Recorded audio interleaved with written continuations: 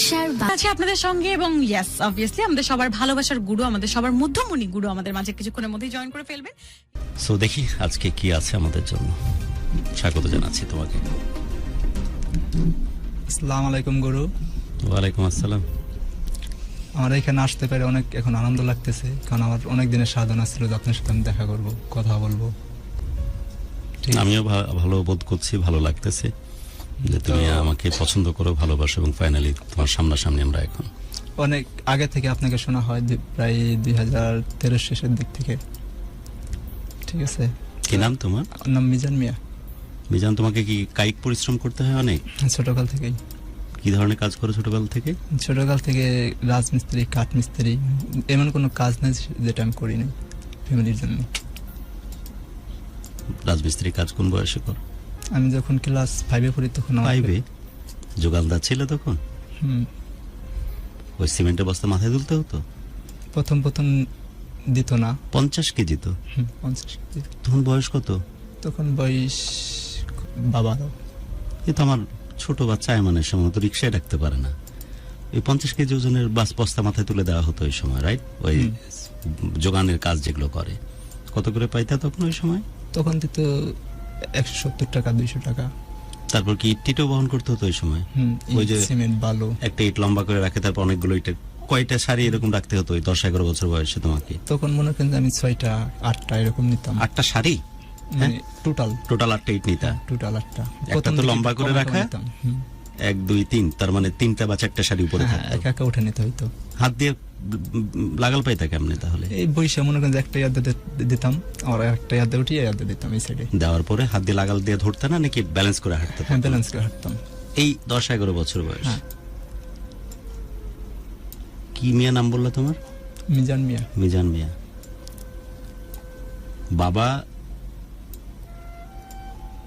বাবা ছিল, ওটা আমি স্টেপ বাই স্টেপ আসতেছি। ওকে, আর কি কি কাজ করেছো?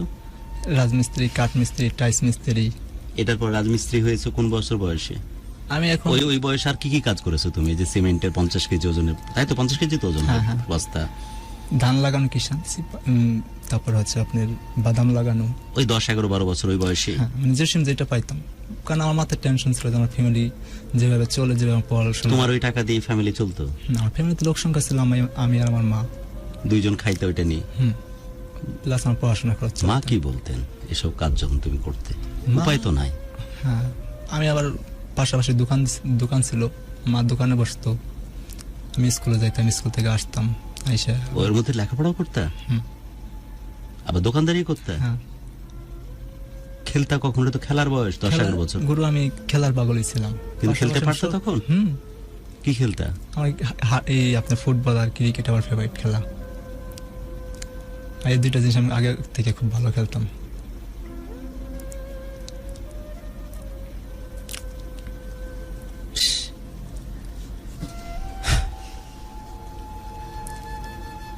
দেশের মানুষ যখন 2 নম্বরই করে, মালয়েশিয়া, সিঙ্গাপুর, দুবাই, সেসব জায়গাতে যখন সেকেন্ড হোম বানায়, প্রয়োজনের অতিরিক্ত টাকা দিয়ে দুর্নীতি করে, বেইমানি করে, চিট করে বমি চলে আসে, রক্ত বমি টাইপের ফিল আসে। আর এই ধরনের খেটে খাওয়া মানুষ কি পরিমাণ অপুষ্টিতে সারা জীবন ভুগেছে, আর কি পরিমাণ বয়সের তুলনায় পরিশ্রম করেছে, এক ঝলক ওর দিকে তাকালেই কিন্তু বোঝা যায়। এক ধরনের মানুষ আছে যারা অ্যাডিকশনের কারণে, নেশার কারণে নিজেকে শেষ করে, ওইটা একরকমের চেহারা। আর একটা হচ্ছে এই রকমের চেহারা যারা পরিশ্রম করে ঠিক মতো খাবার খেতে পায় না, যে বয়সে তার শুধুই খেলাধুলা নিয়ে, লেখাপড়া নিয়ে থাকার কথা, ওই 8-10 বছর বয়সে 50 কেজি ওজনের সিমেন্ট তুলে যোগান দিচ্ছে, অথবা ধান লাগাতে যাচ্ছে, কৃষি কাজ করতেছে, পুরো দস্তুর একজন মানে বয়োজ্যেষ্ঠ যুবকের যা করার কথা সব করতেছে পরিবারকে চালানোর জন্য। সেই সাথে সাথে লেখাপড়া করতেছে, দোকানদারিও করতেছে। যাই হোক গুরু, আমি আমার গল্পটা শুরু করতে চাই। আসলে আমি ওইরকম কোনো কনজারভেটিভ ফ্যামিলির ছেলে না যে সাজাই গোছে বলতে পারবো, বা আগে কখনো কোনো জায়গায় কোনো প্রেজেন্টেশন করা হয় নাই। লেখাপড়া কোন ক্লাস পর্যন্ত? ইন্টারমিডিয়েট কমপ্লিট করছি। ইন্টারমিডিয়েট কমপ্লিট করছি, অনার্সে ভর্তি হয়েছিলাম। যাই হোক, ওই গ্রামে থেকে। হ্যাঁ। ওকে, এনিওয়ে, কৃতজ্ঞতা মিজান মিয়া। কারণ তোমাদের মতো ছেলে এবং মেয়েরাই এই বাংলাদেশটাকে বাঁচায় রাখছে। যে মুহূর্তে কিছু দুর্নীতিবাজ ফকিন্নি গোটা বাংলাদেশটাকে খোকলা করতেছে ভেতর থেকে, ঠিক সেই মুহূর্তে বাংলাদেশ গর্ব করার মতো দুইটা সেক্টর আছে। একটা হচ্ছে গার্মেন্ট সেক্টর, যেখানে পানসে হয়ে যায় চেহারা, সকাল সন্ধ্যা পরিশ্রম করে ছেলে মেয়েগুলো যখন বের হয় রাতের বেলা দেখলেই বোঝা যায় রক্ত শূন্যতায় ভুগতেছে পরিশ্রমে। আরেকটা হচ্ছে যে যারা বহির্বিশ্বে থাকতেছে তারা যে কি পরিমাণ পরিশ্রম করে, স্পেশালি মিডল ইস্টে, সেটা বলার অপেক্ষা রাখে না। তাই তুমি জানমিয়া, আর দেশে তোমার মতো মানুষজন খাটতেছে। তো এই বাংলাদেশকে যদি টিকিয়ে রাখে, আমেরিকাতে কয়েকদিন আগে 3টা ব্যাংক দেউলিয়া হয়ে গেছে, আমেরিকার মতো দেশে বাংলাদেশ কিন্তু এখনো নিঃশ্বাস নিচ্ছে শুধুমাত্র মিজান মিয়া তোমাদের মতো খেটে খাওয়া মানুষের জন্য। সো অনেক কৃতজ্ঞতা, আমি সত্যি গর্বিত বোধ করছি। তোমাদের মতো মানুষ দেখলে আমার আত্মা পরিশুদ্ধ হয়ে যায়। আমার কাছে মনে হচ্ছে যে রমজানের এই মুহূর্তে তুমি হচ্ছে আল্লাহর পক্ষ থেকে অসম্ভব দারুণ একটা দেন, যে আমার ঢাকা ফ্যামিলি স্টুডিওকে গর্বিত করেছো। শুনতে চাই তোমার জীবনের কথা। তো ঠিক আছে গুরু, আমি বলছি আমার ফ্যামিলিতে লোক সংখ্যা হইলাম আমার মা বাবা, চার বোন 2 ভাই, আমি সবার ছোট। আসলে আমরা মানে কৃষক ফ্যামিলি বলে চলে আর কি। আমার মানে কৃষক ফ্যামিলি থেকে বড় হয়েছি। তো ছোটকালে আমার খেলার প্রতি একটা নেশা ছিল, বলছিলে তুমি ফুটবল এবং ক্রিকেট। যখন আমি ক্লাস 3-তে পড়ি তখন থেকে আমি ফুটবল খুব ভালো খেলতাম, পাশাপাশি ক্রিকেটও ভালো খেলতাম। কিন্তু আমার বাবা আর ভাই যেহেতু কৃষিকাজ করতো, তারা চাচ্ছিল না যে আমি ওইটা করি, মানে খেলাধুলা করি। তাদের কথা হলো যে কোন রকমের তুই 5 পাস করবি, পরে আমাদের সাথে কাজ করবি মাঠে। ঠিক আছে, তা আমার ছোটকাল থেকে ইচ্ছা ছিল। জানার একটা জিনিস আমি চেয়ে নিই, প্লিজ বেশি বেশি করে শেয়ার করো। যারা এই মুহূর্তে আছো, কেন তোমাদের শেয়ার কমতেছে? আমাকে তো কখনোই তোমরা কোনো কিছু চাইলে আমাকে তো কখনো ফিরে আসতে না হয়। আমি একদম অনুরোধ করতেছি অন্তঃস্থল থেকে, প্লিজ আমাদের গল্পটা শেয়ার করো বহু মানুষের কাছে। এবং নিয়াজ শরীফও লিখেছে যে অসম্ভব সতর্ক থাকে এই ছেলেটি মালদা থেকে, যে রমজানুল মোবারক, সবাইকে রমজানের শুভেচ্ছা জানিয়েছে। আমরা মাঝে মাঝে টেক্সটও নিব, বাট অনুরোধ একটাই, প্লিজ শেয়ার করো। মাঝে মাঝে একটু ছোট করে আপডেট দিও, শেয়ারটা কি পরিমাণ দাঁড়াচ্ছে। যারা এখন লাইভে আছো প্লিজ শেয়ার করো। যাচ্ছি মিজান মিয়া তোমার। আমি গুরু মানে একটু নার্ভাস ফিল করতেছি। নার্ভাসের কোনো কারণ নাই বাপ জান, আমি প্রথমেই সারেন্ডার করেছি তোমার কাছে যে তোমাদের মতো মানুষের জন্য দেশ টিকে আছে। আমার অসম্ভব কৃতজ্ঞতা তোমাদের জন্য। একটা বাক্য বাড়িয়ে বলিনি, তোমরা আছো তাই দেশটা আছে, না হলে দেশটার অনেক আগে দেশ মারা যেত। বুঝতে পারছো না? পারোনি। আমি আঞ্চলিক খাস বাংলায় বলতেছি, ঠিক আছে? ওকে, তো টেনশনের কোনো কারণ নাই। ঠিক আছে, আমি যখন খেলাধুলা করতাম ফুটবল এবং ক্রিকেটে তখন প্রাইমারিতে ইন্টার স্কুল খেলা দিত, মানে এক স্কুল মানে আন্তঃ স্কুল, স্কুলের সাথে আর স্কুল খেলা। তো আমি যে স্কুলে খেলতাম গোলকিপার খুব ভালো ছিলাম। আমাদের সময় মনে হয় নির্মাণ স্কুল নাম ছিল ওই লিগটার, এখন ইন্টার স্কুল নাম হয়েছে। ওকে, আন্তঃ স্কুল কম্পিটিশন যেটাকে বলে। তো ওইখান থেকে আমাদের যে স্কুলটা ছিল ওইখানে সেরকম কোনো প্লেয়ার ছিল না, হাতে গোনা কয়েকজন ছিলাম। তো আমি যখন মাঠে খেলতে যাই, আমি আন্তঃ স্কুলে খেলতে যাই, তখন আমার গোলকিপার দেখে অনেকে পছন্দ করে। গোলকিপার ছিল? হ্যাঁ, তুমি আমার দলের খেলবা, বলো তোমার জন্য কি করতে হবে। বলছি যে না, আমি আমার যদি স্যারের পারমিশন দেয় তাহলে আমি খেলবো। তো তারা অন্য স্কুলের টিচার এসে আমার স্যারের ধরতো যে আপনার এই ছেলেটা আমার লাগবে, একটু খেলা দিতে বলেন, খ্যাপ খেলা যেটাকে বলে। তো আর কি আমি তখন হায়ারে যাইতাম। তো যখন এটা আমার ফ্যামিলি কানে আসে যে মিজান জায়গা জায়গায় খেলতে যায়, আর এই গ্রামের মানুষ তো বুঝেন, বলে যে হাত পা ভেঙে যাবো, ঘরে অসুস্থ হয়ে থাকবি, কাজকর্ম করতে হইব। সেক্ষেত্রে আমার এই ভাইয়ার বাবা বলে যে তোরা পড়াশোনা করতে হবো না, যদি পড়াশোনা করতে হয় তুই আলাদাভাবে পড়াশোনা কর। মানে ওরা খরচ দিবে না? হ্যাঁ, বলে যে তুই এই যে আমাদের সাথে কাজ করস না, দিনভর খেলাধুলা নিয়ে থাকস। তাই আমি বলছি এটা এখন খেলাধুলার বয়স, এখন খেলাধুলা করবে, এটাই স্বাভাবিক। আচ্ছা, তারপর খেলা চালিয়ে যাচ্ছি? হ্যাঁ, খেলা চালিয়ে যাচ্ছি। তো ওই আমার যখন মানে আমি বাসায় থাকতাম, স্কুলে না যাইতাম, তখন হলো মানে অন্য স্কুল টিচাররা বা অন্য স্কুলে আমার বেসমেট যেগুলো ছিল তারা হলো আপনার আমার চাচার কাছে আসতো। আমি বলে দিতাম যে আমার কাছে আইসেন না, আমার ফ্যামিলির কাছে যাইেন না, তারা শুনলে আমার রাগারাগি করবে। তো আমার চাচার কাছে আসতো, তো আমার চাচার বলতো যে আপনি বাতিজিকে একটু দেন, আমি খেলে আবার দিয়ে যাবো। পানি খাবা? দেন, একটু পানি দেন। বুঝতেছি। মিনওয়াইল কিছু টেক্সট পড়তে যাচ্ছে আমি। রংপুর থেকে আমাদের সঙ্গে মিরাজ আছে জয়েন করে, চিরঞ্জিত আছে, আচ্ছা ওকে, রংপুর থেকে ফারহাদ আছে জয়েন করে, কাউসার আছে, রইসুল ইসলাম আছে, 5 বছর ধরে আমি শুনছি, প্রথম কমেন্ট করলাম। ওকে মিজান, তারপর বাড়িতেও যেও না, আমাকে বলো না, আমাকে পিটুনি খাইতে হবে, ওরা খারাপ ভাববে। ওকে, খেলাটার কি অবস্থা তাহলে? পরে আমি খুব ভালো খেলতাম, ওকে, ডাইভ মারতে মনে হয় না, হালকা পাতলা ছিল। হ্যাঁ অবশ্যই, ডাইভ দিয়ে গোল ধরা, হ্যাঁ, হ্যাঁ। পেনাল্টি শুট আউট কেমন ধরতে পারতা? আমার মনে হয় অনেক রেকর্ড ছিল, আমার মনে করি 5টার ভিতরে সর্বোচ্চ 4টা গোল। মানে অনেক এমন সময় হয়েছে যে চ্যাম্পিয়ন তোমার কারণে বা গেম তোমার কারণে জিতে গেছে। স্যার আমার পুরস্কারও দিত। ওই ট্রাইব্রেকারে তুমি বেশি ভালো পারফর্ম করতে। ওকে, তারপর পরে এটা ব্যাপারটা মনে করেন সার্কুলার হয়ে যায়, আমি চুপি চুপি খেলতে যাই, ঠিক আছে। তো আমার বোনের কাছে বলতাম যে আপু আমি তো ওই জায়গায় খেলতে যাই, তো আমার তো কাজকর্ম করতে বলে আমার তো এগুলো ভালো লাগে না, ভাই তুই যা, তোর কাজ আমরা করে দেবো। তো আমার বোনেরা মনে করেন যে আমার স্বাভাবিক, কি বয়স ওইটা, একদম ছোট, বাবার সাথে ভাইয়ের সাথে যাই হারা পাঠ কাটতো আমার বোনেরা, তোমার যেন খেলতে পারো, তারা আমার পাঠাই দিত। টাকা দিত তোরা খ্যাপে যখন যাইতে? হ্যাঁ। কত করে দিত তখন মনে করেন যে 50 টাকা 20 টাকা আর পাউরুটি আর কলা? হ্যাঁ, আবার কিন্তু অ্যাপ্রিশিয়েট করলে অনেক শান্তি লাগতো। মানে আমি এরকম বয়সে খেলতে চাইতেছি, আমার বাসার লোকজন আসতেছে, আমাকে মানে মনের দিক দিয়ে খুব মানে একটা স্টার ভাব আর কি। ওকে, তারপর তো এটা যখন সার্কুলার হয়ে যায় তখন আমার ভাই আর বাবা বলে যে আচ্ছা তোমার কি পড়াশোনা করার ইচ্ছা আছে? আমি বলছি হ্যাঁ আছে। তাহলে তুমি আমাদের ফ্যামিলি থেকে আলাদা হও, তুমি আলাদা পড়াশোনা করো। তোমার বাসা কোথায়? ফরিদপুর। কয়েকদিন আগে গেছিলাম তোমাদের এলাকায়, ফরিদপুর সদরপুর থানা, আটুশি চন্দ্রবার নাম শুনছেন না? নাম শুনছি। মাদারীপুরেও গেছিলাম প্রোগ্রাম করতে। মাদারীপুরের লেকটা অনেক সুন্দর, যে মাদারীপুর শহরের মধ্যে যে লেকটা, শহর ঘেঁষা, ওইরকম ভাবে কোথাও ঘোরা হয় নাই। মাদারীপুরও যাওনি? মাদারীপুর আসা যাওয়ার সময় পেছে অনেক সুন্দর, এখন তো কমিউনিকেশন অনেক ভালো পদ্ম ব্রিজের কারণে। ওকে, তারপর? তো পরে এক সময় আমার আলাদা করে দেয় ফ্যামিলি থেকে, যে তুমি আলাদাভাবে পড়াশোনা করো। তো তখন থেকে মনের মধ্যে একটা জিদ জাগে যে না আমি পড়াশোনা করবো, খেলাধুলাও চালাই যাব, আমার যে কোনো একটা প্রতিষ্ঠিত হতেই হবে। গুড। পরে যাই হোক মনে করেন যে আলাদা করে দেওয়ার সময় আমার মানে কিছুই দেয় না, মানে কোনো কিছু ঘরে কিছু দান ছিল, দানগুলো ভাগ করে দিছে। আর আমি যে আলাদা করে দিলে আমার একটা ঘর দিছে, মনে করেন যে বৃষ্টি পড়লে চতুর্দিক দিয়ে পানি পড়ে, মানে মারে নিয়ে এক জায়গায় বসে থাকতে হইতো। আলাদা বলতে মাকে সহ আলাদা করে দেওয়া? আমার ভাই বাবা ভাবি আর হলো এক ফ্যামিলি, আর হলো আমি হলাম এক ফ্যামিলি। তখন বয়স কত? তখন আমি ক্লাস 5 পরীক্ষা দিব। 5 পরীক্ষা দিব, সমাপনী পরীক্ষা।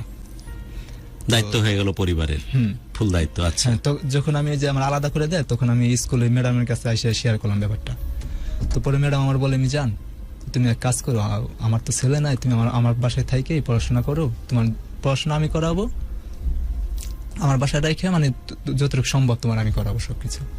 তো আমি বললাম যে ম্যাডাম আমার মা আছে, কারণ আপনি হয়তো আমার দেখলেন কিন্তু আমার মা রেখে দেখবো। বাহ, ঠিক আছে। তো তখন আমার মাকে নিয়ে আমি আলাদা হই। হওয়ার পরে ওই যে ঘরের কি বর্ণনা দিচ্ছিল যে ঘরে রাখছে, যে মানে ঘরটা কি আপনার উপরে ছাউনি ছিল, টিন ছিল, বাট ফুটা বৃষ্টি নামলে মনে করেন যে পানি পড়তো, মানে ঘুমানো যেত না। কি করতে তখন মা ছেলেতে? তখন আমি মনে করেন যে আপনি হলো ফরিদপুর তাম্বুলখানা আছে না, যে জসিমউদ্দিনের বাড়ি কবি, ওই জায়গায় আমি প্রথম রাজমিস্ত্রির কাজে গেলাম। এই শুরু হলো তোমার যুদ্ধ? তো আমি প্রথম গেলাম, আমার সমাপনী পরীক্ষাও মনে করেন টেস্ট পরীক্ষা মাত্র দিছি। সমাপনীর ক্লাস 5 এ? হ্যাঁ, টেস্ট পরীক্ষা দিছি। আপনার মনে করেন যে শুধু ইসলাম শিক্ষায় আপনার এ আসলার, বাকি সবগুলো প্লাস আসছিল। বাহ, ঠিক আছে। আমরা কোন ঘরে জন্মনি স্যার, আমরা কি করছি? তো সমাপনী পরীক্ষা দেওয়ার পরে ম্যাডাম রেজাল্ট দেখে ম্যাডাম যোগাযোগ করছে বাসা, যে যেভাবে হোক বাসায় নিয়ে আসেন, আমরা দেখবো ওরে। কিন্তু ওই সময় মানে ওই প্রথমে ওই বছর থেকে বৃত্তি পরীক্ষাটা শেষ হয়, মানে আগে তো আলাদাভাবে বৃত্তি নিত। বুঝছি, ঠিক আছে। পরে আসলাম ওইখানে আমি কাজে গেলাম, কাজে যাই মনে করেন যে গরু প্রচুর শীত, মারা সাইডে প্রথম গেছি, ভালো লাগে না। রাজমিস্ত্রি কাজে গেছে, মানে আমি আসলে পারতেছি না কোনটা পরে কোনটা কি করতে হবে, আমার মানে জানা ছিল না। অনেক কিছু বকাঝকা করতো, তারপরেও করতাম যে না আমার পড়াশোনাটা করতে হবে। যাই হোক ওইখান থেকে আপনি কিছুদিন কাজ করলাম, সামথিং কিছু টাকা পয়সা নিয়ে আসলাম। আইসা ম্যাডাম বললো ক্লাস 5 এ? হ্যাঁ, যে মিজান তুমি কাজে যাওয়া লাগবো না, তোমার আমি মানে আমাকে স্কুল থেকে তোমার যতটুকু সম্ভব আমার সাহায্য করি, কিন্তু কাজে যাও না। বললাম ম্যাডাম হয়তো আপনি আমার সাহায্য করবেন, কিন্তু আমার পড়াশোনাটা তো করতে, আমার ফ্যামিলিতে চালাইতে হবে, কারণ ফ্যামিলিতে আর্থিক কিছু খরচ আছে। ঠিক আছে, চাল কিনতে হয়, আপনার মানুষের পোশাক আশাকের ব্যাপার স্যাপার আছে। পরে ম্যাডাম বললো আচ্ছা দেখো তুমি যে ফেলেই পারো আর কি করো, পড়াশোনা। তুমি চাইলে নিজের মতো করে আরামে থাকতে পারতো ওখানে, শুধু পরিবারের কথা চিন্তা করে, মায়ের কথা চিন্তা করে তুমি এই সিদ্ধান্তটা নিতে পারোনি। Very good. তারপর? পরে যাই হোক ওইখান থেকে আসলাম, আইসে কাজও করতেছি, পাশাপাশি মনে করেন যে আপনার লেখাপড়াও করতেছি। পরে চিন্তা ভাবনা করলাম যে একটা দোকান দেবো, কারণ এইভাবে হয় না, একটা দোকান দেবো। তো আমি বাড়িতে একটা দোকান দিই, ঠিক আছে, আপনি মনে করেন মুদিখানা টাইপের। হ্যাঁ, মুদিখানা টাইপের একটা দোকান দেই। পরে ওইখান থেকে এই কাজও করি, মা দোকান চালায়। পরে আবার মনে করেন যে আমার বোনেরা মিলে বিকেলে, আমার ছোট বোন মিলে আমার শামুক টোকাই দেখে, তো শামুক বিক্রি করে আমার পড়াশোনা করে দিত। ঠিক আছে, পরে না আমার বোনের আমার জন্য যথেষ্ট করছে। আমি খুব লাকি যে আমার 4টা বোন। একটু আন্ডার প্রিভিলেজ যদি কোনো জায়গা থেকে গ্রোন আপ করে, মানে সম্পর্কটা কিন্তু খুব গভীর হয়। আর সম্পদ রেখে গেলে, তুই 500 কোটি নিলে আমাকে কেন 300 কোটি দিলি না, পারলে না পারে পরস্পরকে গুলিও করে। এটাতে কিন্তু মহব্বত অনেক বাড়ে, তাই না? জি গুরু, আমার বললাম যে আমি আমার যে 4টা বোন, ওরা শামুক কুড়ায়, শামুক বিক্রি করে তোমার পড়ালেখার খরচ দিচ্ছে। তারপর নৌকা নিয়ে শামুক টোকাই, আমার বিকেলে শামুক টোকাইতাম, সকালে আবার সেল দিয়ে দিতাম। ওকে, তারপর তো পড়াশোনা করা শুরু করলাম। পরে যখন ভাবে পরীক্ষা দিলাম, তখন মানে পড়াশোনা ওরকম সুযোগ পাই না, কারণ তখন আমার মাথা অলন্দন একটা কাজ করতে, আমার ফ্যামিলি চালাতে হবে। আমার টার্গেট যায়, ওই সময় রেজাল্টটা 4.25 আসছিল সমাপনীতে। 4.25 ক্লাস 5 এর সমাপনীতে।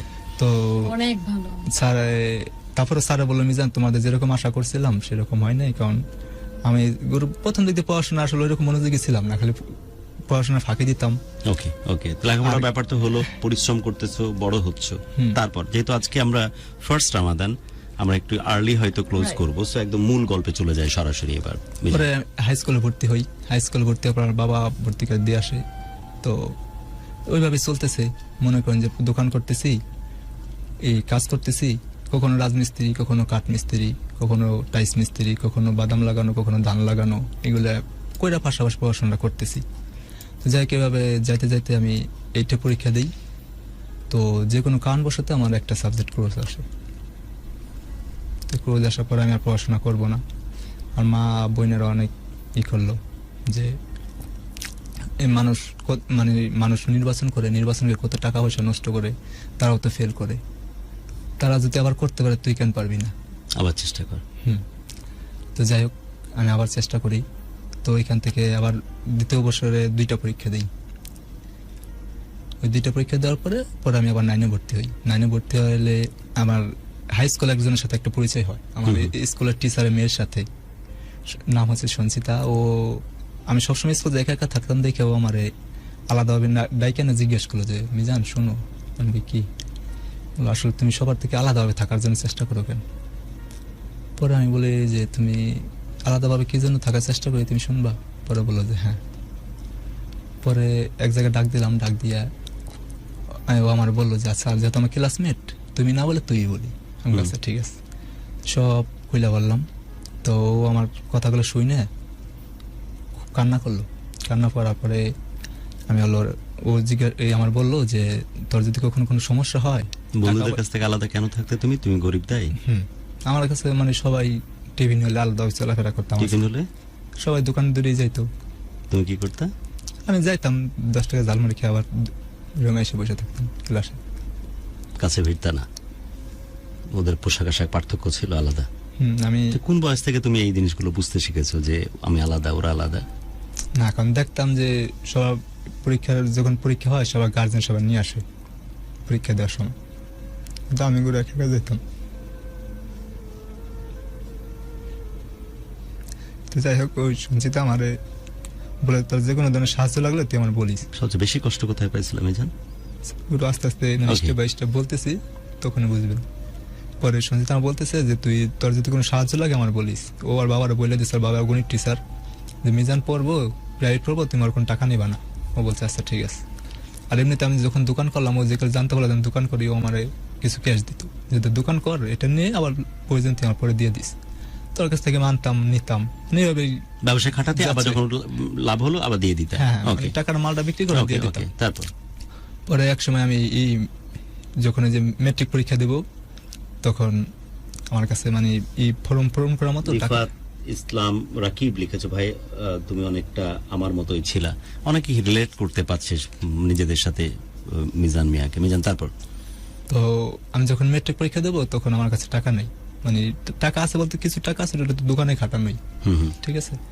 তো এই আমার এক কাকা ছিল ফেরদৌস করে নাম, এই সঞ্চিতা, ওরা বললো যে আচ্ছা তুই কারো ধরে কিছু টাকা নিয়ে ফর্মটা আপাতত পূরণ কর, তোর বাকিটা আমরা পরে দেখতেছি। পরে আমি গেলাম আমার কাকার কাছে যে কাকা কি করা যায়, এ পর্যন্ত আসলাম, আপনার তো দেখলেন, এখন কিভাবে কি করা যায়। ওরা বললো মিজান আছে, ঠিক আছে, তো কয় টাকা লাগবে? তো আপনার মানে 2500 কিংবা 2700 টাকা মনে হয় লাগছিল, মনে হয় শিওর। তো হেরা দিল আমারে যে আচ্ছা দিলাম, তুই কিন্তু আমাদের সম্মানটুকু রাখিস, কখনো কোনো মানে কারোর সাথে কোনো অন্যায় করবি না, যে তোরা যে আমরা টাকা পয়সা উঠে পড়াশোনা করাইতেছি, এটা তুই এই আমাদের সম্মানটুকু রাখবি আর কি।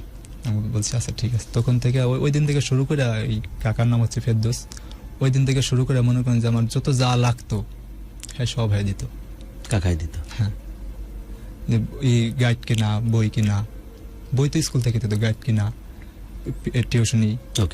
পরে আবার আমি এই আমাদের এখানে সদরপুর থানায়, এই আপনার সদরপুর থানার পাশে একটা টিউশন ঠিক করলাম ইংলিশ। তো সঞ্চিতা যাই ও জায়গায় স্যারের কাছে সব খুলে বলছে, স্যার ওর আর্থিক অবস্থা এরকম এরকম, তো এই মানে আমরা সবার টাকাটা নিয়ে ওর টাকাটা স্যাক্রিফাইস করে দিন। সত্যিকারের হিরো মিজান মিয়ার গল্প যারা শুনতেছো, যারা কোনোভাবেই রিলেট করতে পারছো না যে একটা মানুষ কত রকম কষ্টে থাকার পরও কিভাবে কাম ব্যাক করার চেষ্টা করছে, তারা দয়া করে এটা বোঝার চেষ্টা করো, আর প্লিজ শেয়ার করে দাও। আমরা যেন এক হিরো আলমকে নিয়ে গোটা বাংলাদেশকে দাঁড় করিয়ে না ফেলি। এই হিরো আলমের নামের বাইরে সত্যিকারের হিরো হিসেবে বাংলাদেশের প্রত্যন্ত অঞ্চলে, আরবান থেকে রিমোট এরিয়ায় সব জায়গাতে ছড়িয়ে ছিটিয়ে আছে আমাদের সত্যিকারের হিরো মিজান মিয়া। সো এদের গল্প মানুষের জানা অনেক বেশি জরুরি, তাদের যুদ্ধের গল্প, তাদের সফলতার গল্প, অথবা তাদের কষ্টে থাকার গল্প। সো প্লিজ শেয়ার করো যত বেশি সম্ভব। এরা সেলিব্রিটিদের চাইতেও বড় সেলিব্রিটি, কারণ আল্লাহ রাব্বুল আলামিন তাদেরকে পরীক্ষার জন্য এমন একটি ঔরসে জন্ম দিয়েছেন যে কারণে তার হয়তো পিছিয়ে পড়ে ধ্বংস হয়ে যাওয়ার কথা ছিল, কিন্তু সেখান থেকে এসে ঘুরে দাঁড়ানোর চেষ্টা করছে। তাহলে তুমি ইন্টারমিডিয়েট কমপ্লিট করলে, সেটা আমরা জানি। লেখাপড়ার প্রসঙ্গ বের হয়ে এখন ব্যক্তি জীবনে চলে আসো সরাসরি। ব্যক্তি জীবনে বলতে আপনার হলো, এখন আমি একটা মেয়ের সাথে মানে একটা মেয়ের সাথে অনেক ছোটকাল থেকে সম্পর্ক। সঞ্চিতা তো না? সে না, সঞ্চিতা না, কোন একটা মেয়ে। হ্যাঁ, কোন একটা মেয়ে। সঞ্চিতা সত্যিকারেরই বন্ধু ছিল, ও আমার বেস্ট ফ্রেন্ড, সারা জীবন সাপোর্ট করে। ওর সাথে আমার সাথে কথা হয় না, একটু ভুল বোঝাবুঝি কারণে। সঞ্চিতা, তুমি যদি শুনে থাকো, তোমার জন্য অসম্ভব রকমের কৃতজ্ঞতা, কারণ আল্লাহ রাব্বুল আলামিন কিছু মানুষকে মানে কয়েকশো বিঘা জমিনের অন্তর দিয়ে দিয়েছেন, যারা মিজান মিয়ার মতো মানুষগুলোকে পাশে দাঁড়ায়। সঞ্চিতা, অনেক কৃতজ্ঞতা তোমার জন্য। আচ্ছা, ছোটবেলা থেকে একজনের প্রেমে তুমি পড়েছিলে নাকি সেও পড়েছিল? প্রেমে বলতে কি, ও আমার পাশ থেকে মানে সবসময় স্কুল থেকে আসতাম, আমার সাথে গল্প করতাম, আবার কাছ থেকে আসতাম, আমার সাথে গল্প করতাম। কখন বুঝলা যে সত্যি ভালোবাসছো তারে? মানে 2009 সাল। তখন বয়স কত? তখন আমার মানে আমার যখন জুদা করে, তখনই মনে করেন যে ওর সাথে আমি কথাগুলো শেয়ার করতাম প্রথম যে কারোর সাথে শেয়ার করার মতো সুযোগ পাইতাম। তখন তো প্রেম বুঝোনি, বাট বুঝছো কখন? বুঝতে মনে করেন যে আপনার 2009 সালের প্রথম মে। তখন বয়স ওই 6-এ ভর্তি হইলাম। 6-এ প্রথম তাহলে প্রেমে পড়ার ব্যাপারটা বুঝছো? আমি আসলে প্রেমে পড়ি নাই, মানে তার সাথে উঠা বসা, সে আমার বুদ্ধি দিতেছে এইভাবে নেই, সে যদি ছোট হয়। প্রেম বুঝোনি, বাট বুঝছো যে এই মানুষটার সাথে থাকতে ভালো লাগে তোমার। ওকে, তারপর? হ্যাঁ, পরে আপনার আমরা একটা কথা মনে পড়ে গেল যে রমজান মাস দেখে আমি গ্রামে, মনে করেন যে গ্রাম তো কারেন্ট ছিল না, তো আমি আমাদের মানে শহর থেকে, আমি শহর বলতে আমাদের বাজার থেকে বড় কিনে নিয়ে যেতাম, বড় বাইঙে আপনি বিক্রি করতাম গ্রামে রমজানের সময়। ফ্রিজ নাই, ঠান্ডা পানি ওটা ব্যবহার করতে। হ্যাঁ, আমি ওইভাবে ওগুলো বিক্রি করে পড়াশোনা করছি। ওকে, তুমি বলছিলে যে মেয়েটির সাথে একবার ক্লাস 6 থেকে শুরু করো না, ও ছোটবেলা থেকে তার প্রতি তোমাকে ভালো লাগা ছিল? সারাংশটুকু বলতেছি। তো সবকিছু ওর কাছে আমি শেয়ার করতেছি। ও আমার বললো যে দেখ, অন্তত তোর মার এটা কিন্তু রাখতে হবো, সম্মানটা রাখতে হবো, যে তোর নিয়ে এত কষ্ট করতেছে, পড়াশোনা করে কিছু একটা করতে হবো। তাই আমি বলছি আচ্ছা দেখি, আমি চেষ্টা করি, আমার জায়গা থেকে আমি সর্বোচ্চ চেষ্টা করবো। তো সে যাই হোক বললো, দেখ মানুষ, যখন আমি 9-10-এ পড়ি, তখন মানুষের মানে কিছু বুঝি আমি। ও জৈবিক ব্যাপারে কিছু কথা বললো যে মানুষ কিন্তু এখন 9-10-এ পড়েছে, ও তখন 6-এ পড়ে, যে মানুষের কিন্তু জৈবিক চাহিদা থাকতে পারে, সেক্ষেত্রে কখনো কোনো মেয়েদের দিকে তাকাবি না। এই জ্ঞানটাকে দিচ্ছে মেয়ে? হ্যাঁ, 6-এ পড়ে। হ্যাঁ, কিন্তু কেউ আসলে ছোটকাল থেকে মেধাবী না, মেয়েরা একটু কম বয়সে ম্যাচুরিটি চলে আসে, যে কারণে দেখা যায় বয়সের পার্থক্য হলে মেয়েরা অ্যাডজাস্ট করে ফেলতে পারে, মেয়েদের অবজারভেশন পাওয়ার, অ্যাডজাস্ট পাওয়ার বেশি এমনি। হ্যাঁ, তারপর?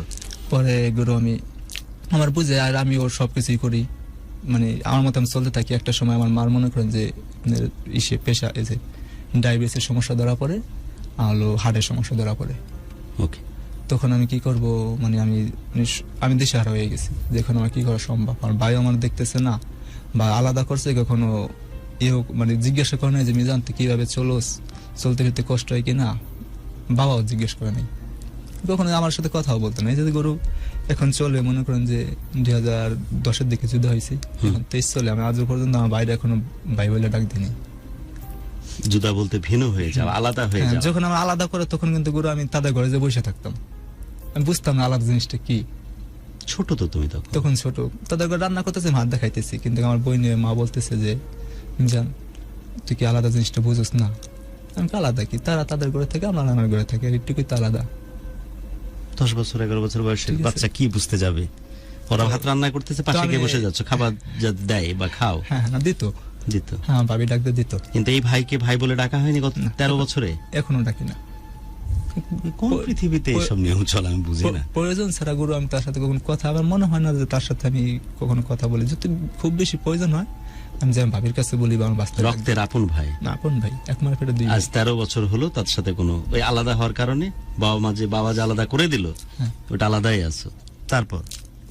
তারপরে গরু ওই যে আমার বোঝাইতে শুরু করলো যে তুই ই করবি, মানে তুই থেকে সম্পর্কটা শুরু হয়েছে, যে তুই যেভাবে হোক মানুষ যেন খারাপ না বলে এমন কিছু করবি। আমি কেমন কি, আচ্ছা তেমন কি করতে পারি, কয় যে এমন কোনো কাজ করবি না যেটা মানুষ তোর মানে সমাজের চোখে খারাপ দেখে। ঠিক আছে, তো আমি গরু চেষ্টা করতাম সবসময় 5 ওয়াক্ত নামাজ পড়তাম। বাহ, এই আপনি মনে করেন যে এই প্রাইভেট নিতাম হলো সকাল 6টার দিকে, নামাজ পড়ে মনে করেন দোকানটা মারে খুলে দিয়ে চলে যেতাম আমি প্রাইভেটে। ঠিক আছে, পরে আপনার হলো এই প্রাইভেট থেকে আইসে আবার দোকান খুলতাম। এখন এক সময় গরু মানে আমি যে এই মেট্রিক পরীক্ষা দেওয়ার পরে, মানে মেট্রিক পরীক্ষা যখন দিব, ওই যে বললাম যে আঙ্কেলের কাছ থেকে টাকা পয়সা নিয়ে ফর্ম ফিল আপ করছি, তো একটা সময় ছিল কি যে আমরা অটো ঠিক করছি পরীক্ষা দেওয়ার জন্য, সবার গার্জেন যেত সাথে, যে আমার ছেলের জন্য ভয় না পায়, কিন্তু গরু আমার সাথে যেত না।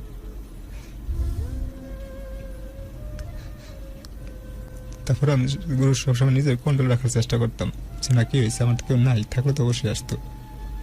আর যাইবো গরু মনে করেন যে হারালো, মানে নিজের নামটা নিজে লিখতে পারে না, মানে আমাদের এইটা এরকম ফ্যামিলিটা, কারণ নাম কেউ লিখতে পারে না, যেখানে যায় টিপ, যেখানে যায় আঙুল দিয়ে টিপ।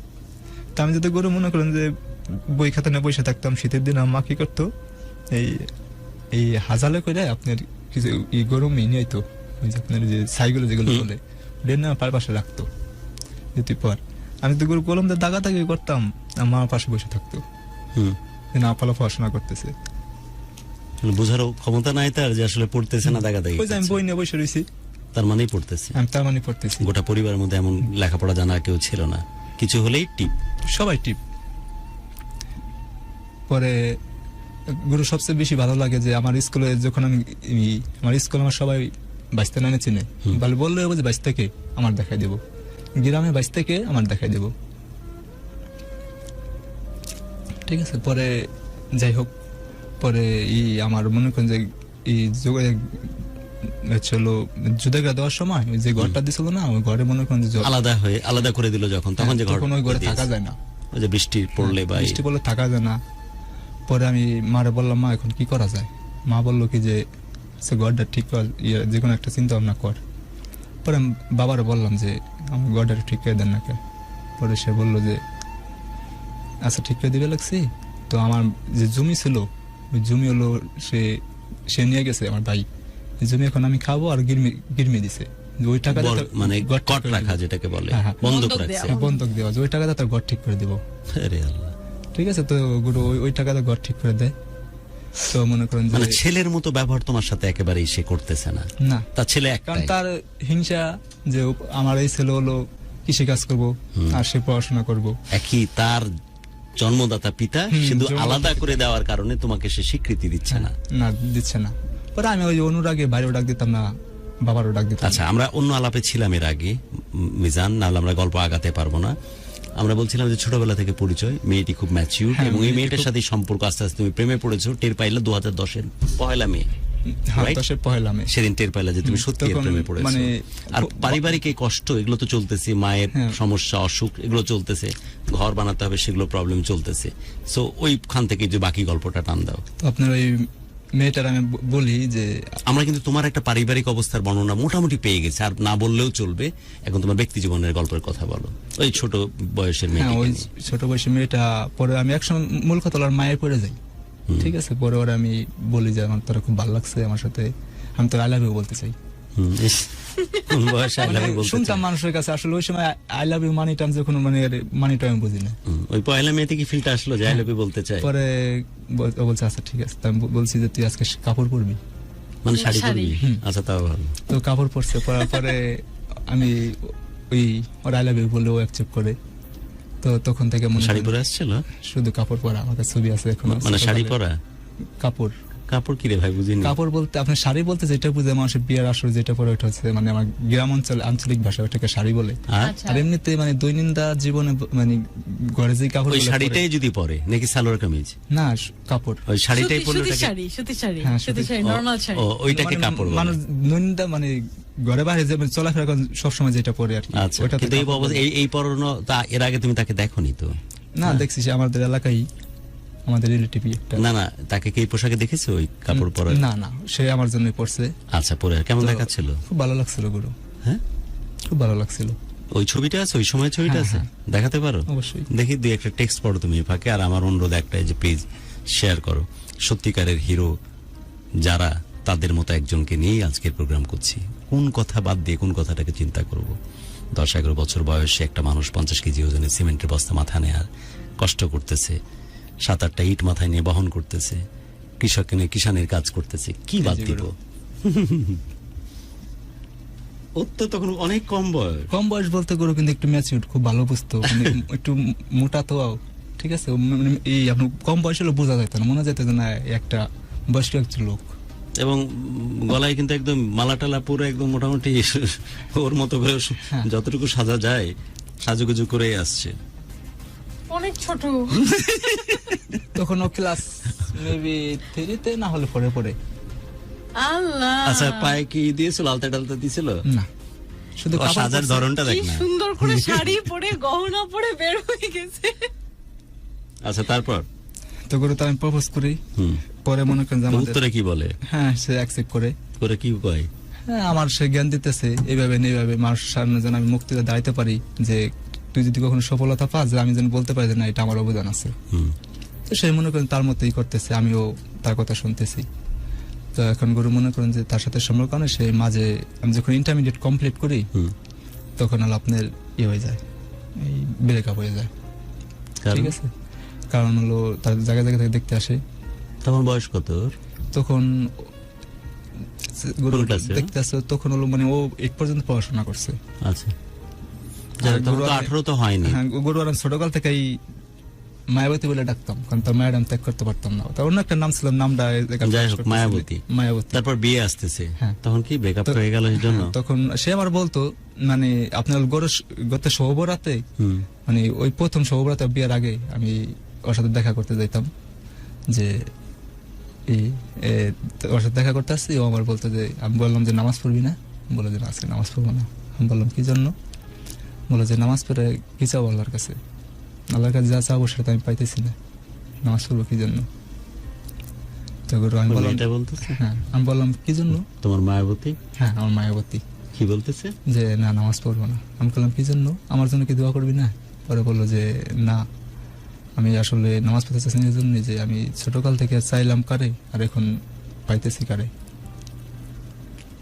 ঠিক আছে, পরে যাই হোক আমার নামাজ পড়তে পাঠাইলাম, যে নামাজ পড়, বাকিটা আল্লাহ ভরসা।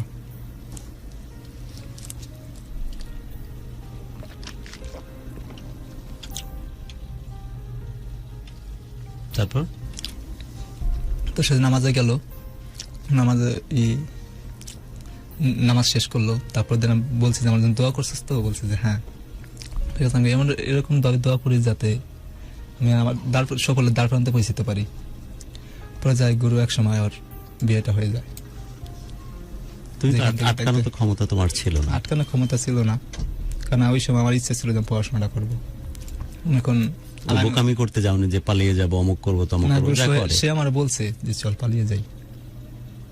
কিন্তু তুমি ভাবছো যে না, আমার পরিবার অনেককেই কষ্ট দেওয়া হবে, সো আমার এত কষ্ট করে আসা, তো পড়ালেখাটা শেষ করা উচিত, এই ভাবনা করে পালাওনি, তাই তো? পালাইনি। পরে শুনলা তো আজকে বিয়ে। ও আমারে বললো যে তোর এই ঠিক আছে পালাইতে পারবি না, তো এই তুই আমার গায়ে হলুদ দিবি। আমি বললাম এটা কোনদিন সম্ভব? একটা মার সাথে একটা যুগ পার করছি, তার বিয়ে হবে, তার সামনে বসে আমি গায়ে হলুদ দেবো, এটা কোনদিন সম্ভব? সে বললো কত বছরের সম্পর্ক তোমাদের? গুরু ছোটবেলা থেকেই? হ্যাঁ, মাঝে কিছুদিন ব্রেকআপ ছিল। যাই হোক, ছোটবেলা থেকে ওইটা সহ আর কি 12 বছর 7 মাস 26 দিন। সব গণা আছে। হ্যাঁ। আচ্ছা, তারপরে মেয়েটার গায়ে হলুদ সেদিন কি করলা তুমি তখন? গায়ে হলুদ তো আমার বললো যে কোনো প্রকার পাগলামি করা যাবে না। ওর বয়স তো 12-13 বছরের বেশি হওয়ার কথা না? তখন ওর বয়স 17। আচ্ছা, 17। যাই হোক, গায়ে হলুদ তো অনেক গ্যাপ দিলাম, অনেক কিছু বললাম না। অসুবিধা নাই। তারপর গায়ে হলুদে গেছো, পরে ঢুকছো? হ্যাঁ, দিয়ে পরে গায়ে হলুদ আমি গায়ে হলুদ দেই নেই, তো আমার ইচ্ছা যে ও বলছে আমি দিব, তো তখন করে 200 টাকার নোট প্রথমবার এলো, আমি 5টা 200 টাকার নোট নিছি, দিয়ে গায়ে হলুদ দিয়ে এটা আমার হাতে দেব, ঠিক আছে। পরে যাই হোক, আমি আসলে মানে যখন বাড়িতে স্টেজ করা, তখন আমি আসলে কি ওর গায়ে হলুদ দিব কিনা আমি ভাবতেছি। তো আমি বাসা থেকে যাই যে না, আমি সামনাসামনি এতদিনের সম্পর্ক সামনাসামনি আমি আসলে এটা দেখতে মানে পারবো না। পরে ওর বাবা আমার ফোন দেয় যে মিজান কই তুই? আমি বললাম যে আমি তো আটরশি দরবার শরীফে, মানে আমি একা একা ওইখান থেকে হাঁটতেছি। পরে বললো যে বাসায় আয়, ওর তো গায়ে হলুদ দেওয়া লাগবো, আর আমার একটা বক্স ছিল, আমি গান শুনতে পছন্দ করতাম, বক্স ছিল, তো বললো যে তোর বক্সটা দিস, কিন্তু আমার ফ্যামিলি থেকে দিব না, মানে ফ্যামিলির দ্বন্দ্ব আছে, আমার সাথে সম্পর্ক ঠিকই আছে। পরে গুরু আমি যাই, পরে আমার ফোন দেয়, আমি যাই, পরে আমার বলে যে আটরশি কি পীরের মাজারে বসেছিলে? মানে ওইখান ওই মাজারেই। তারপর ডাকলো, চলে আসলা? আমার বাবাই ফোন দিছে আমার, মিজান তুই কই, বাসায় আয়। সবারে দেখতেছে, আমার দেখতেছে না। মেয়ের বাবা ফোন দিয়েছে। আর সবসময় দেখতে যে আমার ছোটকাল থেকে এক জায়গায় থাকতাম। বুঝছি, তার পাশাপাশি হয়তো এই যে মিউজিকটা লাগবে, গান বাজাবে। হ্যাঁ, করোনাকালীন সময় তো, কারণ বক্স এই আপনি সাউন্ড সিস্টেম গুলো ভাড়া পাওয়া যায় না। যাই হোক, তারপর কি আসলা?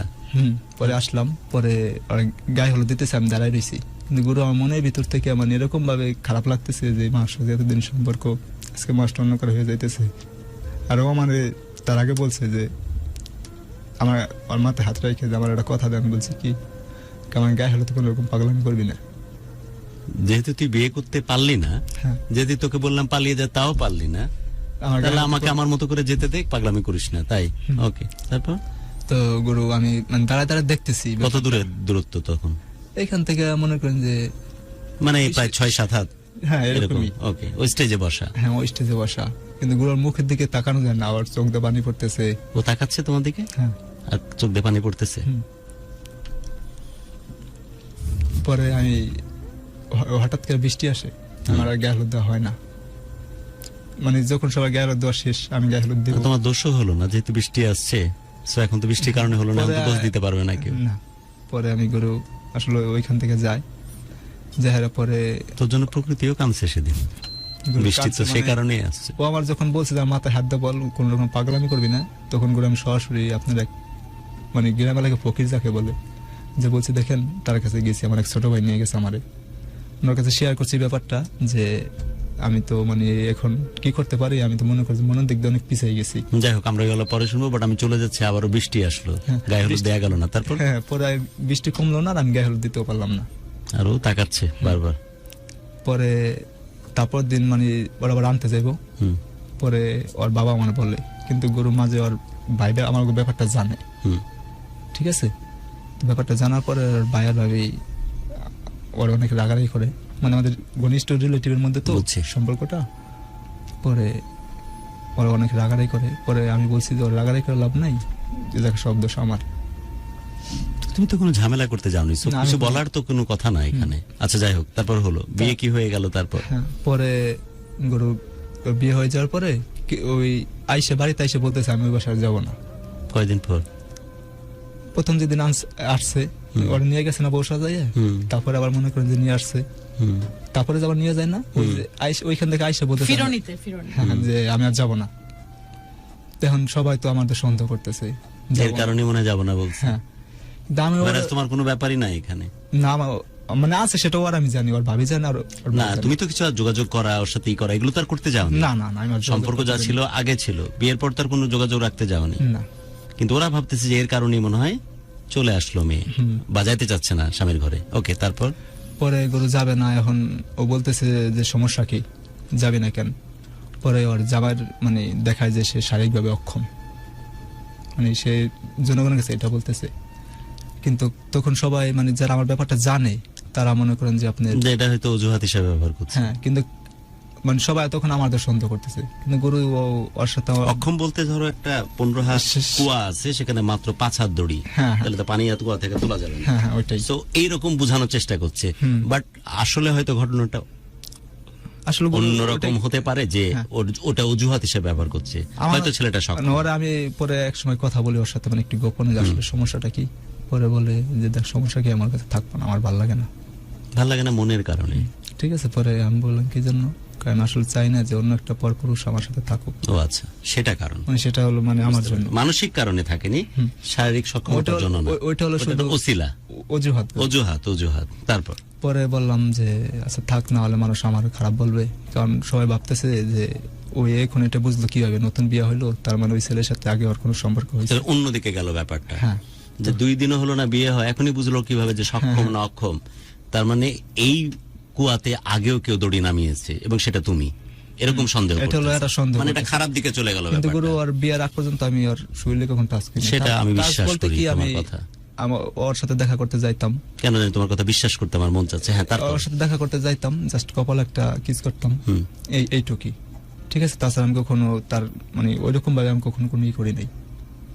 পরে যাই গুরু তাদের ডিভোর্সটা হয়ে কারণ যায়। তুমি তো খুব আর্লি এজে সম্পর্ক, রাইট? হ্যাঁ, ওকে। পরে তাদের মানে এই আপনার হলো আর এই কথা মিজান কাউকে ব্যাখ্যা দেওয়ার দরকার নাই যে তুমি তার সাথে শারীরিক কোনো সম্পর্কে জড়াওনি, কারণ তোমার যে বয়স এবং তার যা বয়স, জড়াইলে গোটা দুনিয়া জানতো তখন। আমি বুঝাতে পারছি কি কারণে, এই কারণে বলো। পরে গুরু মানে এই আপনি বিচার আচার হইতেছে যে যাবি না কি জন্য, আর ওই দিক দিয়ে আমার সবাই অনেক দোষারোপ করতেছে, মানে যে যারা কারণে জানে যাচ্ছে না। সম্পর্কটা। হুম। এই ব্যাপারটা যে গুরু মানে রিলেটিভের মধ্যে তো ব্যাপারটা অনেকদিন হাইট ছিল, প্রায় 8-9 বছর হাইট ছিল, কেউ জানতো না। পাশাপাশি আপনি মনে করেন চোখের ইশারায় কথা বলতাম। কিন্তু মিজান তুমি তো সংসার ভাঙতে যাওনি, ওর সাথে না, যোগাযোগ রাখোনি, না গুরু। এমনি এমনি ঘটতেছে ঘটনাগুলো, হুম। কিন্তু দোষ হচ্ছে তোমার। আমার দোষ হচ্ছে। ওকে, তারপর পরে এই ডিভোর্স কি হয়ে গেল? না ডিভোর্স মানে হয় না, জামারে সময় দিতেছে ওর ফ্যামিলি থেকে, কারণ যেহেতু একটা বিয়ে হয়েছে, মেয়ে মানুষ, এটা একটা দাগ, হুম। একটা কলঙ্কের একটা দাগ। পরে গরু মনে করেন যে ও ওর বিচার সালিশ হইতেছে, ওর জামাইয়ের অনেক প্রকার ওষুধ এনে খাওয়াইতেছে, কিন্তু সে কোনো রকমই রাজি হচ্ছে না। মানে টোটাল কথা, আমি এখন থাকবোই না তার কাছে। কার ওষুধ নিয়ে এসে খাওয়াচ্ছে? এই তার ছেলেরে, এই তার জামাইকে, সরি, ওষুধ খাওয়াচ্ছে কি রাজি করানোর জন্য নাকি মানে শরীরের সক্ষমতা বাড়ানোর জন্য? সক্ষমতা বাড়ানোর জন্য। আরে ভাই, প্যাচ লেগে যাবে তো, হ্যাঁ, এমনি তো কিন্তু সক্ষম, সে- এটা তো অজুহাত হিসেবে ব্যবহার করতেছে। হ্যাঁ, কিন্তু সে গুরু এই একটা সময় এসে আপনি মনে করেন বাড়িতে বিচার সালিশ হয় যে থাকবে না, পরে ওই দিন করে জোর করে, সবাই গ্রামে জোর করে, আর একটা দিন সময় দেয়। তো গুরু ওই একটা দিন সময় চায়, মনে করেন যে এই হয়, পরে এই বিচার হয়, বিচার হওয়ার পরে পরে সবাই জোর করে ওরা রাখে আলাদা একটা ঘরে, ওরা আর জামাইরে। তো আমার তখন আমি ওর একটা ফোন দিই, ফোন দেওয়ার পরে ও আমারে বলতেছে যে আজকে রাতে আমি থাকতেও পারি, নাও থাকতে পারি। যাই হোক, আমরা জোর করে দেওয়া, এটা হচ্ছে মেয়ের কথার উপর ভিত্তি করে পরিবার লোকজন মনে এই কাজগুলো করতেছে, যে অমুক কবিরাজের কাছে একটা ওষুধ আছে, যৌবন বাহার শান্তি রস সালসা, এটা খাওয়ালে সাথে সাথে বাঘের মতো গর্জন করতে থাকবে। হ্যাঁ। এই রকম ওষুধ নিয়ে এসে খাওয়াচ্ছে, দেন পারফরমেন্স কেমন হচ্ছে এটা বোঝার জন্য দুইজনকে, স্বামী এবং স্ত্রীকে ঘরের মধ্যে জোর করে বন্ধ করে দিচ্ছে, যাতে করে 15 হাত কুয়া যদি হয়, 15 হাত দড়ি যেন কুয়া আমি আসছি- নামে এবং পানি তুলতে পারে। আমি আসছিলাম এই হচ্ছে ওভারঅল সিচুয়েশন। হাস্যকর অতিজাগতিক গল্প হয়ে গেল, এবং আসলে এই প্রত্যন্ত অঞ্চলগুলোতে এই ঘটনাগুলো ঘটে। আমরা 2-3টা টেক্সট নিব, তারপর সরাসরি বাকি গল্পে চলে যাব। আমরা আগে কথা দিয়েছিলাম আজকে একটু আগে ক্লোজ করার চেষ্টা করব, কারণ ফার্স্ট রমজান, আমরা চাই যে পবিত্রতার সাথে সবাই পরিপূর্ণভাবে সেহরি করুক এবং খুব যত্ন করে রোজা রাখুক। রমজানের কথাটা মনে করলেন, আমার আরেকটা পিছনের কথা মনে পড়ে গেল। তার আগে 2টা টেক্সট সেটা হচ্ছে বলেছিলাম, ও যখন আমার বলতো যে তোর কিন্তু ভালো কাজ করতে হবে, হুম। তখন করে আমি কি করতাম, 5 ওয়াক্ত নামাজ পড়তাম। এই রমজান মাসে মসজিদে মাইক দিয়ে উঠে সবাই ডাক পারতাম, চেয়ারের সময় হয়েছে, এখন সবাই উঠেন, বা চেয়ারে কয় মিনিট বাকি আছে। এটা খুব দারুণ জিনিস। আমি ঠিক না, আছে। আমি কিন্তু তো গুরু, টিন আমার- টিন ঢোল টোল নিয়ে বের হয়ে না, যেতাম। আমাদের মসজিদে মাইক আমরা ছিল। মাইকে যেতাম, আমরা ওইভাবে আজ পহেলা রমজান, সেহরি খাওয়ার সময় হয়ে গেছে, তখন একসাথে কোরাস দিত সবাই, সবাই ঘুম থেকে ওঠেন। এই তো আমরা দুই একটা টেক্সট নিয়ে কি না করছি আমি। ওকে, তারপর আচ্ছা, সমাহার আছে জয়েন করে, উনি বলছে আসলে জীবনে সব কষ্ট বলতে কিছু নেই, সবই আবেগ, মানিয়ে নিতে পারলে সবই আবেগ। আচ্ছা, দেন আমাদের সঙ্গে মানিক নিয়ে আছে জয়েন করে, এবং শেয়ার হচ্ছে তো, হ্যাঁ শেয়ার হচ্ছে, আরো অবশ্যই শেয়ার share হোক হচ্ছে। প্লিজ, বেশি শেয়ার হোক। এবং আমাদের সঙ্গে এখন অনেকজন 500 প্লাস মানুষজন আছে এই টাইমেও, রমজানের আগের Okay, দিনে। তো okay. অবশ্যই আপনারা একটু শেয়ার করবেন, শেয়ার করলে কিন্তু এই গল্পটা সবাই জানতে পারবে। ঠিক Okay, আছে, আমি আমার বড় নিজ নিজ স্ক্রিনে ওয়ালে। যদিও দেখছি ওখানে 640, রাইট? আমার চোখ তো বিট্রে করতেছে না মানে। এনিওয়ে, আমি চাই যে 641, তো তোর চোখে দেখা মানে ঠিকই আছে। সো এই সময়টাতে আসলেই তাই। আরেকটা প্রবলেম আমি জানি, আপনারা অনেক ভালোবাসেন, আমাদেরকে দেখতে চান, জানতে চান, বুঝতে চান, কিন্তু দিস ভেরি আনফরচুনেট যে মার্ক জুকারবার্গ বিজনেস নিয়ে বড় বেশি বিপদে আছে। এই কারণে শুধু চাই টাকা টাকা টাকা, টাকা দিয়ে যেন আমরা এটাকে প্রমোট করি, বুস্ট আপ করি। আমরা করি না, অনেকেই করে, অনেকেই করে, আমরা করি না। আমাদের সবকিছুই অর্গানিক, একটা লাইক অর্গানিক, গুরু, টাকা- একটা ভিউজ অর্গানিক, টাকা জিনিসটা এমন গুরু, যেটা মনে করেন টাকা ছাড়া ভালোবাসা রক্ষা করা যায় না। একটা কমেন্টও অর্গানিক, এবং আপনারা যে কজন দেখেন সেটাও অর্গানিক। সো এখন যেটা করছে অ্যালগরিদমের কারণে, এখন কিন্তু বেশি মানে পেনিট্রেশন বা বেশি নোটিফিকেশন ভিউয়ারদের কাছে যায় না, যা অনেকেই বেচারারা মিস করে বা দেখতে পায় না। তারপরেও তুলনামূলকভাবে যেভাবে আপনারা আমাদেরকে ভালোবাসছেন এবং সাথে আছেন, এর জন্য কৃতজ্ঞ। আমরা চলে যাই একদম গল্পের শেষের অংশে। তুমি বললে ও তো চলে গেল, তারপর কি গত 12-13 বছর ডিভোর্সড হয়ে গেল কি ফাইনালি? আমি শুধু এটা জানতে চাই। মানে ডিভোর্সের আগে আবার কিছু আপনি কিছু কাহিনী আছে তো। শুধু ওখানে বললে যে আজকে রাতে আমি থাকতেও পারি, নাও পারি, সে মেয়েটি এই কথা বললো, ছেলে মেয়েকে জোর করে ঘরে ভরে দিল। প্রচুর শীত, Okay. তো আমার মানে মাথায় কাজ করতেছে যদিও কিছু একটা করে ফেলায়, সুইসাইড করে। তো গুরু আমার বাসায় কেউ নাই, আমার মানে আমার যে রুমটা তার পাশের রুমে শুইতে দিছে। ঠিক আছে, তো শুইতে দেওয়ার পরে আমি ওই কথাটা শুই না, আমারও খুব জ্বর গুরু, আর বৃষ্টি পড়তেছে। তো মনে করেন যে ওরা দুইজন তোর পাশের রুমে? না, মানে আমার পাশের রুম বলতে আলাদা, মাঝে মনে করেন যেরকম স্পেস। আচ্ছা, যাই হোক, ওখানে ওদেরকে রাখছে, আর এখানে মানে আমি আমার রুম, আমার room। তারা হচ্ছে কি আমার স্বাস্থ্য যে ভাই আছে তাদের রুমে রাখছে। তো সে আমার বলতেছে যে আমি কিন্তু কাজ করে থাকতেও যাচ্ছে পারি, তো এরকম সিচুয়েশন, নাও থাকতে পারি। তখন গুরু আমার মাথায় কাজ করে যেহেতু সুইসাইড করবো।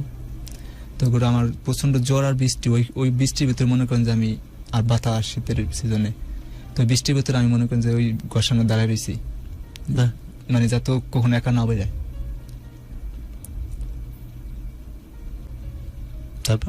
তারপরে গুরু মানে যখন আবার ওর এইটা ওই যে তখন ওর শরীরে টাচ করতে দেয় নাই, আমি জানলাটা দেখতেছি, ব্যাপারটা কি জানলা একটু ইয়ে আছে, আপনি জানলাটা আটকায় নাই আর কি। ঠিক আছে, ওগুলো দেখতেছো? হ্যাঁ, মানে ও আসলে কি ঘরের মধ্যে কোনো কিছু করে তোমার কিনা? ভয় এটা যে আত্মহত্যা না করে, হ্যাঁ, তাই? আত্মহত্যা না করে, কারণ সবাই তো এখন আমার দোষারোপ করতেছে। ওই সময় আমারও বলতে পারে যে না, তোর তোর জন্য করছে। আত্মহত্যা করলো। হুম। আর তখন যা দেখলাস তা হচ্ছে স্পর্শ করতে দিচ্ছে না। হ্যাঁ। এনিওয়ে, যেহেতু সে ডেডিকেটেড যে তোমাকে ছাড়া কারো কাছে যাবে না, সে কি করলো ফাইনালি লাস্টের দিকে যাও? ফাইনালি গুরু, তো মনে করেন যে ওইখান থেকে তারপর দিন জামাই চলে যায়। তো তারপর দিন থেকে আমার ফ্ল্যাশ হয়ে যায় যে ওই ছেলের সাথে ওর সম্পর্ক। ফ্ল্যাশ যাওয়ার পরে গুরু আমি ই করি, আমার এই আফাই আমার ডাক দেয় যে তোর সাথে সম্পর্ক, আমি বলছি যে হ্যাঁ, স্বীকার করছি। পরে হ্যাঁ অনেকে রাগারাগি করে। তা আমি গুরু মনে করেন যে মাঝে একটা ব্যবসা শুরু করছিলাম পড়াশোনা বাদ দিয়ে। গ্রাম গ্রামে গজ কাপড় বিক্রি করতাম, এই ঢাকার নরসিংদী থেকে গজ কাপড়, 3 পিস, উন্না, লুঙ্গি, প্লাজো এগুলো নিয়ে গ্রাম গ্রামে বিক্রি করতাম। ওই সময় মনে করতাম ব্যবসাটা মোটামুটি ভালোই চলতেছে। তো আবার আমার বলতো যে তুই প্রতিদিন 100 টাকা আমার কাছে রেখে যাবি। আমি কিস্তি উঠেছিলাম 30,000 টাকা, যাতে করে জমাতে পারে। হ্যাঁ, যাক, আমরা বিজনেসে যাচ্ছি না এখন। পরে কি হলো? মেয়েটি, ছেলেটা তো চলে গেল। পরে গুরু আমার ফ্যামিলি আমার অনেক মানে টর্চার করতেছে দেখে আমি রাগ হয়ে বাসা থেকে বেরিয়ে গেছি যে আমি আর বাসায় ফিরবো না। তো গুরু আমি কই যাবো, কারণ ব্যাপারটা সবাই জেনে গেছে, আমার বোনের বাসায় যাইতে পারবো না, আমি কোথাও যাইতে পারবো না। তো গুরু আমি ভাঙ্গা আছে না, ওই দিন থেকে বেরোয় ভাঙ্গা আসলাম। ভাঙ্গা এসে গুরু আমি আপনার হলো ফ্লাইওভার নিচে ছিলাম, কারো বাসায় তার পক্ষে যাওয়া সম্ভব না। ভাঙা ওই যে ফ্লাইওভারটা, হ্যাঁ, ফ্লাইওভার নিচে ছিলাম। তো সামনে যে দোকানপাট গুলো, হ্যাঁ, পরে ওইখান থেকে আমি আবার ইসে জায়গা, এই খুলনা জায়গা রূপসা ব্রিজ আছে না, ওই রূপসা ব্রিজ জায়গা যাই, ওই জায়গা মনে করেন যে গুরু করোনার মধ্যে তো আমি প্রথমে একটা স্কুলে বাইন্দে গেছি, আমার ওইখানে থাকতে দেয় না। তো গুরু ওইখানে থাকতে দেয় না, তো আমি আবার মসজিদে গেতাম। মসজিদটা ছিল এমন জায়গা গুরু, মনে করি একটা চক পাড়ে দিয়ে মসজিদ, চোখের ভিতরে, কিন্তু পাট খেত গুরু জায়গা আমার একা থাকতে রাতে ভয় লাগতো। ঠিক আছে, অনেকে বাড়ি ছাড়া শুধুমাত্র এই মেয়েটির কারণে। হ্যাঁ, মেয়েটি কি করতেছে তাহলে? মেয়েটু আমার মানে তখন আমাদের সাথে কথা হয়েছে যে আমরা দুজন বাইকে যাবো, যেহেতু এরা আমাদের নামে। ওকে, তারপর কি হলো? ফাইনালি কি ডিসিশন? ফাইনালে গরু পরে আমি ওইখান থেকে 31 দিন রোডে গাড়িছিলাম ওই জায়গাতে। হ্যাঁ। আর মেয়েটা কি করতেছিল? মেয়েটা বাসায় ছিল, তারপর মেয়েটা আমার সাথে যাওয়ার কথা ছিল। তারপর তা আমি গরু ব্যান বিক্রি করি, তারপর মাল সামান বিক্রি করে টাকা মোটামুটি যে যা পাইতো কিছু দিয়ে গেছি, কিছু বাকি ছিল গ্রামে। হুম, পরে মনে করেন যে গরু আমি চলে যাই, চলে যাওয়ার পরে ওইখানে মনে করেন যে সে আর যায় না। হুম। পরে ওইখানে আমার মনে করেন যে আমি কিন্তু মেয়েটা যাওয়ার কথা ছিল, হ্যাঁ, পরে সে যায় না। সে যায় না। ওকে, পরে গরু সে যায় না, পরে আমি হলো এই খুলনা যাইয়া মনে করেন যে কোথাও থাকতে দেয় না, করোনা তো আর কেউ টাচও করে না। পরে ওইখান থেকে কি করবো, ওইখান থেকে গরু মাটি কাটা শুরু করি। মাটি কাটার কাজ। হ্যাঁ, মাটি কাটা কাজ আমার তো কিছু খাইতে হইব। পরে আমি ওইখান থেকে মাটি কাটা কাজ শুরু করি। তো 2 দিন করার পরে পানের বাগান মাটি কাটছি। 2 দিন করার পরে বলছি তার কাজ নেই। তো গরু রাতে রিক্সার সিট মাথায় দিয়ে রোডে ঘুমাইতাম। রোডে ঘুমাইতাম, আমার মন্দিরেও ঘুমাইতাম, গরু মন্দিরে ঘুমাইছি, কারণ তখন গরু আমার খুব ভয় লাগতো।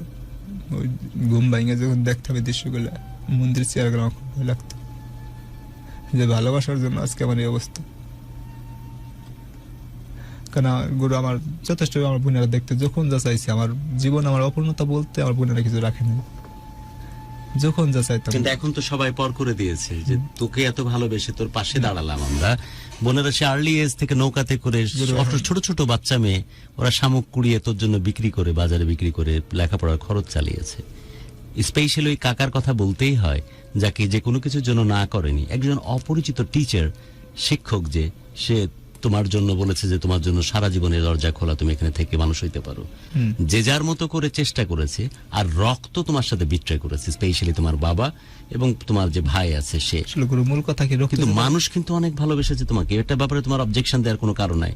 গ্রামের পর গ্রাম এলাকার মানুষজন তোমাকে ভাতিজা বলে ডাকতো এবং বুকের উপরে নিয়ে রাখতো তোমার এই কোয়ালিটির জন্য, ফুটবল খেলার জন্য। সো মানুষের ভালোবাসা আল্লাহ কিন্তু তোমাকে ঠিকই মানুষের মাধ্যমে দিয়েছে, যদিও তুমি তোমার বাবার কাছ থেকে এবং ভাইয়ের কাছ থেকে, যাদের কাছ থেকে পাওয়ার কথা ছিল পাওনি। বিনিময়ে যে কাজটা করার কথা ছিল তা তুমি করতে পারোনি, শুধুমাত্র প্রেম করতে গিয়ে। ফাইনালি যখন কল আসলো যে মেয়েটিকে নিয়ে তুমি এখন চলে যাবে, প্রথম থেকে সিদ্ধান্ত নেওনি, যেহেতু লেখাপড়া নষ্ট হয়ে যাবে, তোমার ক্ষতি হবে এই চিন্তা করে। ফাইনালি যখন সিদ্ধান্ত নিলে, তখন আবার মেয়ে তোমাকে বিট্রে করলো, মেয়ে তোমার সাথে পালিয়ে গেল না। দেন তোমার কি অবস্থা? সে আমার বাসা থেকে বের করে দিল, যাবে। হ্যাঁ, যেহেতু এখন তুমি দেশ ছাড়া, এলাকা ছাড়া, মন্দিরে থাকে, ভয় পাচ্ছ কেন? যেহেতু মন্দিরের ওই পুজো তো কখনো দেখে বড় হওনি তুমি, তুমি তো মসজিদে যে অভ্যস্ত। এখন করোনাকালীন সময়ে তোমার 14 পুরুষের কপাল যে তোমাকে মন্দিরের ওই জায়গাতে পুরোহিতরা জায়গা অন্তত ঠাই দিয়েছে। ঠাই বলতে কি, চুরি করে থাকতে? চুরি করে থাকতাম। আচ্ছা, চুরি করে থাকলা, অনেক রাতে গেতাম, আবার আজান দেওয়ার আগেই। ওকে, চুরি করে থাকতাম। সো এই কারণে তোমার ভয় ভীতির হয়তো বেশি লাগে, কারণ তুমি অভ্যস্ত না মন্দিরের ওই মণ্ডপ দেখে, বয় প্রতিমা দেখে, যে কারণে হয়তো তোমার ভয় লাগতো। তো এখন কি বুঝতেছো যে এই প্রেম করতে গিয়ে তুমি কোথায় গিয়ে দাঁড়াচ্ছ? আস্তে আস্তে তোমাকে কি করতে হতো বললে? রাস্তাতে শুইতে হতো, রাইট? আর খাবার দাবারের তো কোনো খবরই নাই। ও ঠিক মতো খাইতাম না, কারণ খাওয়া না আসলে ওই সময় কেউ ডাক দিত না। আর ওই মেয়ে কিন্তু বিট্রে করলো, মেয়ে কিন্তু আর আসলো না। আচ্ছা, তারপর? তাই মেয়ে গেল না। পরে গরু আমি 31 দিন ছিলাম ওইখানে, মসজিদে, মন্দিরে, আপনার রোডে, স্কুলে, বারান্দায়। ঠিক আছে। আবার কুরবানির সময় ছিল তো, ওইখানে আবার খুব ডাকাতি হইতো। তো পুলিশ আসতো, পুলিশ আমার 2 বার ধরছে। আমার মনে হয় থানায় নিয়ে যাবো। স্বাভাবিক, অপরিচিত মানুষ ভাবছে ও ডাকাত দলের অংশ। আমার ব্যাগে দেখে যে আমার অ্যাডমিট কার্ড, মানে সবকিছু। পরে আমি পুলিশে ভেঙে বলি, সে একটু ভালো ছিল। পরে আমার বলো যে দেখো, তুমি আমার ছোট ভাইয়ের মতো, এখান থেকে চলে যাও। ঠিক আছে, এখান থেকে চলে না গেলে তোমার বড় ধরনের বিপদ হইব। পরে গরু যাই হোক, তারপর আমি ওইখানে আবার যাই, মানে রাত্রে যে যাই, মন্দিরে যাই। মন্দিরে যাওয়ার পরে একদিন মনে করেন যে সারা রাত বৃষ্টি হয়েছে, তো বৃষ্টিতে ভিজছি। এ হলো, পরে আমি ওইখানে ঘুমাই যাই ভিজে অবস্থায়। পরে একটা লোক আসে, আসার পর মানে মনে করেন যে ডাকতে উঠে অনেকক্ষণ বকাঝকা করে। পরে আমি ডিটেলসে সপ্তাহে ভেঙে বলি, সে একজন বাংলাদেশের উচ্চ পদে চাকরি করে, সরকারি কর্মচারী। আমি তার নামটা বলতেছি না, অসুবিধা নেই। সে আমার সব ডিটেলস শুনে সে আমার বললো যে মিজান, তুমি এখন কি করবা? তোমার আমি একটা কাজ দেই, তুমি একটা কাজ করো। কি কাজ স্যার? বলছে যে তুমি এই রাস্তায় কাজ করে তাহলে দেখবা যে শ্রমিকরা ঠিক মতো কাজ করে কিনা, তাহলে এটা দেখবা। পরে আমাকে স্যার ঠিক আছে। পরে রাস্তায় দিত আপনার শ্রমিকরা কাজ করতো, আমি দেখতাম সুপারভাইজার মতো। টোটাল সুপারভাইজারের মতো। পরে গরু এই যে আপনার হলো আমি ঠিক মতো ডিউটি করতে পারতাম না, কারণ ওই পিছনে কথা ভাবতাম যে আমি আমার ইচ্ছা ছিল কি ছোটকাল থেকে, আর আমি করলাম কি আর হইলাম কি, ঠিক আছে। সব দিক দিয়ে ব্যর্থ, পড়ালেখারও কোনো খবর নাই, ইন্টারমিডিয়েট কমপ্লিট হয়ে গেছে তখন, রাইট? বাকি আরো পড়ার ইচ্ছা ছিল, সেগুলো হচ্ছে না। ইন্টারমিডিয়েট কমপ্লিট হয়ে যাওয়ার পরে গুরু আমি মনে করেন যে প্রেমের মেয়েটি তোমাকে বিট্রে করলো, মানে কোনো কিছু পজিটিভ কিছু নাই এখন। ওকে, এখন সুপারভাইজারই করছো, তাও তো একটা ভালো কাজ দিয়েছে একটা হ্যাঁ ভদ্রলোক। দিয়েছে একটা ভদ্রলোক। পরে আমি ঠিক মতো ডিউটি করতেছি না, আমি মনে করেন যে ফোন দিয়ে আমি শুধু ওয়ার্ক খোঁজ খবর নিতেছি, মানে কারা কি কাজ করতেছে ওইটা আমি দেখতেছি না। হুম। পরে একজন অবজেকশন দেওয়ার পরে বললো মিজান, তো তুমি যাও, তুমি বাসায় যাও, তুমি যদি পারো ওর সাথে যোগাযোগ করে নিয়ে আসো, পরে তোমার তুমি এই চাকরিটা কন্টিনিউ করো। পরে গুরু আমি ওর বাসায় যাই, যে হ্যাঁ মনে করেন যে ওর বাবারে ধরি, ঠিক আছে। ওর বাবা মেয়ে রাজি না? না, মেয়ে বলতেছে যে প্রথমে ও রাজি ছিল গুরু, প্রথমে বলতেছে যে আমার বাবার ধরবি, আমার বাবার কাছে বলবি, আমার বাড়ির কাছে বলবি। তো গুরু আমি আমাদের বাজারে যাওয়ার বাবারে ধরি। বলা লাগবে কেন, আগে তো পালানোর কথা ছিল। হ্যাঁ, পরে তা আস্তে আস্তে ঘুরতেছে কি কারণে, কারণটা কি? এটা গুরু আমার আদৌ জানা নাই। আচ্ছা, তারপরে বললে যে বাবা মাকে ম্যানেজ করবে, বাবা ভাইকে ম্যানেজ করলে রাজি পরে আমি আছে। বলছি যে আমার ফ্যামিলি আমি ব্ল্যাকমেল করে এই ম্যানেজ করতে পারবো, কারণ আমার ফ্যামিলি আমার যথেষ্ট যাই হোক, ভালোবাসে। বাবা ভাইকে ম্যানেজ করার কথা বললো, তখন তখন আমি গুরু ধরলাম, হুম, ওর কি বললো? বাবারও ধরলাম আর ভাইও ধরলাম। তারা বলে যে আমার মেয়ের নামে 5 কাঠা জমি লিখে দিতে হইব। তোর নামে কি জমি ছিল? হুম? জমি কি ছিল? হ্যাঁ। কয় কাঠা? আমার নামে এখন আলাদাভাবে আছে হলো 5 কাঠা, আর হলো 1.5 কাঠা, 6.5 কাঠা, আরো 5 কাঠা ছিল। ওই 5 কাঠা যে কোনো কারণ বশত বিক্রি করতে হয়েছে। যাই হোক, এই 6.5 কাঠা, এখান থেকে 5 কাঠা জমি মেয়ের নামে লিখে দিতে হবে। হ্যাঁ। মেয়ে যদি পরে ডিভোর্স দেয় তখন কি হবে? তোর আমচালান তো সব যাবে। হুম। যাই হোক, তখন কি ডিসিশন নিলে? পরে ডিসিশন নিলাম যে না, এইভাবে সম্ভব না, কারণ যেহেতু এতদিনের সম্পর্ক আপনি আমার এভাবেই দেন, কারণ আমি গুরু মানে সম্পর্কটা অন্য কোয়ালিটির। তো আমি তারাই ধরতেছি, আর বাবারাই ধরতেছি। আর বাবা বললো যে তো একটাই ওয়ে আছে, তুমি যদি আমার মেয়ের নামে 5 কাঠা জমি লিখে দাও তাহলে দেবো। পরে আর বাইরে ধরলাম, আমার ভাইও সেম কথাটা বলতেছে যে দেবো, যদি 5 কাঠা জমি লিখে দেই। পরে গুরু আমি রাজি হই না। আর আমার ফ্যামিলির কথা যে ও জমি, ওর জমি দিব না, নামে যা আছে এইটুকু দিব না, ও পাইব কই আর দিব কই। পরে গুরু আমি রাগ হইয়া পরে আরো জায়গায় যাই নাই, ঠিক আছে। আমি গুরু রাগ হইয়া পরে ওই চাকরিটা যে ছিল এখান থেকে আমি চলে আসি। ছোটবেলা থেকে তো অনেক জ্ঞানের পরিচয় দিয়েছো, অল্প বয়সে ম্যাচিউর তখন মানুষের মতো সংসার টেনেছো, তোমার মাকে টেনেছো। সেই ছেলে তুমি পাগলামি করছো যে এটা টের পাচ্ছ না? না গুরু, ওই সময় আসলে মাথা কাজ করতেছিল না। ওকে, তারপর? পরে গুরু আমি তখন থেকে পরে আবার আমার ঢাকা থেকে ফোন দেয় আমার এক বাইক নিয়ে, বড় বোনের ছেলে, যে মামা আলাদা একটা চাকরি আছে, করবি, হুম, তোর 21,000 টাকা বেতন দেবো। তা আমি গেছি, হুম, যাওয়ার পরে গুরু ওই যে আপনার সার্ভে করে না, হুম, ওই সার্ভের কাজ। প্রথমত আমি কিছু বুঝতাম না, শুধু এই যে মেট্রো রেলের যে কাজটা চলতেছে ওই ওই সার্ভে করা, যাই গুরু করতাম, ভালো লাগতো। আবার যখন ওর কথা মনে পড়তো গুরু আমি নিজের কন্ট্রোল রাখতে পারতাম না। হুম। এই পরে আবার আমি ওইখান থেকে চলে যাই। এই চাকরিও গেল? হ্যাঁ, মানে ওইখান থেকে যাই হলো আপনার হলো মনে করেন যে এই স্যার আমার ফোন দেয়। চাকরিটা তো ভালো ছিল। হ্যাঁ, পরে স্যার কত আমার টাকা বেতন মাসিক? 21,000 টাকা ছিল প্রথম স্টার্টিং বেতন। খুব ভালো চাকরি ছিল। দুপুরে লাঞ্চ বিল ছিল 100 টাকা। খুব ভালো চাকরি ছিল। পরে গুরু ওইখান থেকে আমি মানে ওই যে যাই ডিউটিতে যাই, যখন ওর কথা মনে পড়ে গুরু, মানে আসলে আমার কেউ ডাকলেও আমি শুনি না। এ তো নেশার মতো ব্যবস্থা। হ্যাঁ, পরে গুরু ওইখান থেকে আমার স্যারে ফোন দেয়, স্যার আমার এখন কি অবস্থা তাই বল? হ্যাঁ আমি বলতেছি গুরু, ওইখান থেকে আমার স্যারে ফোন দেয় হুম, যে মিজান তুমি, আমি একটা স্যার একটা ডিলারশিপ নিছে, হুম, শ্রীমঙ্গল থেকে চা আনে, হুম, আপনি জিলেট বিলেট মানে কিছু দ্রব্য নিয়ে আমার আর কি সেলসম্যান হিসেবে বুঝছি। দেখতে চাইতে, যে তোমার প্রথম স্টার্টিং বেতন 12,000 টাকা দিব।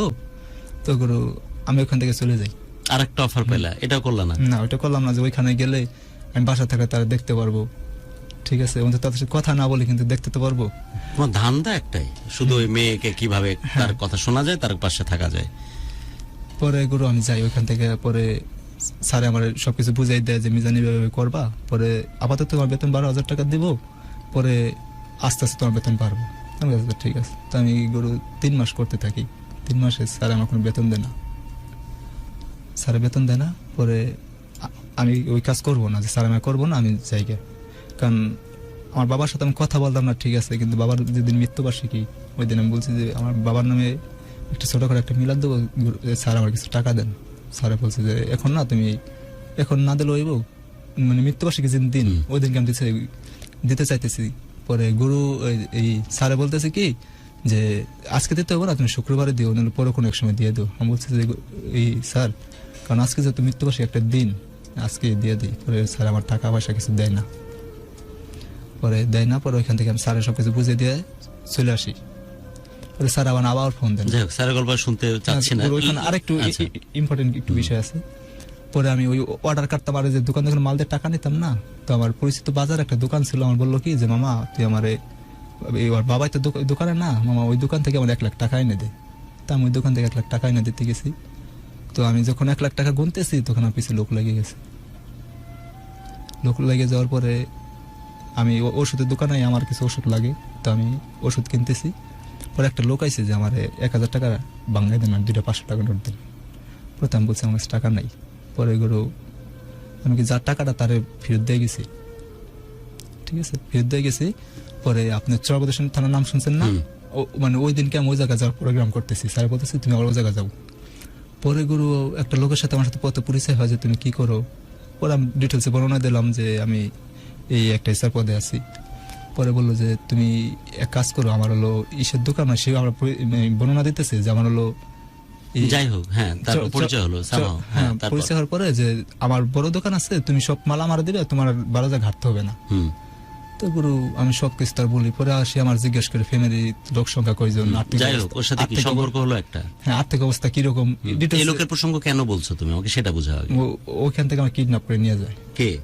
মানে ওইখান থেকে আমার বলে কি যে তোমার নাম্বারটা লিখে দাও অটোর ভিতরে।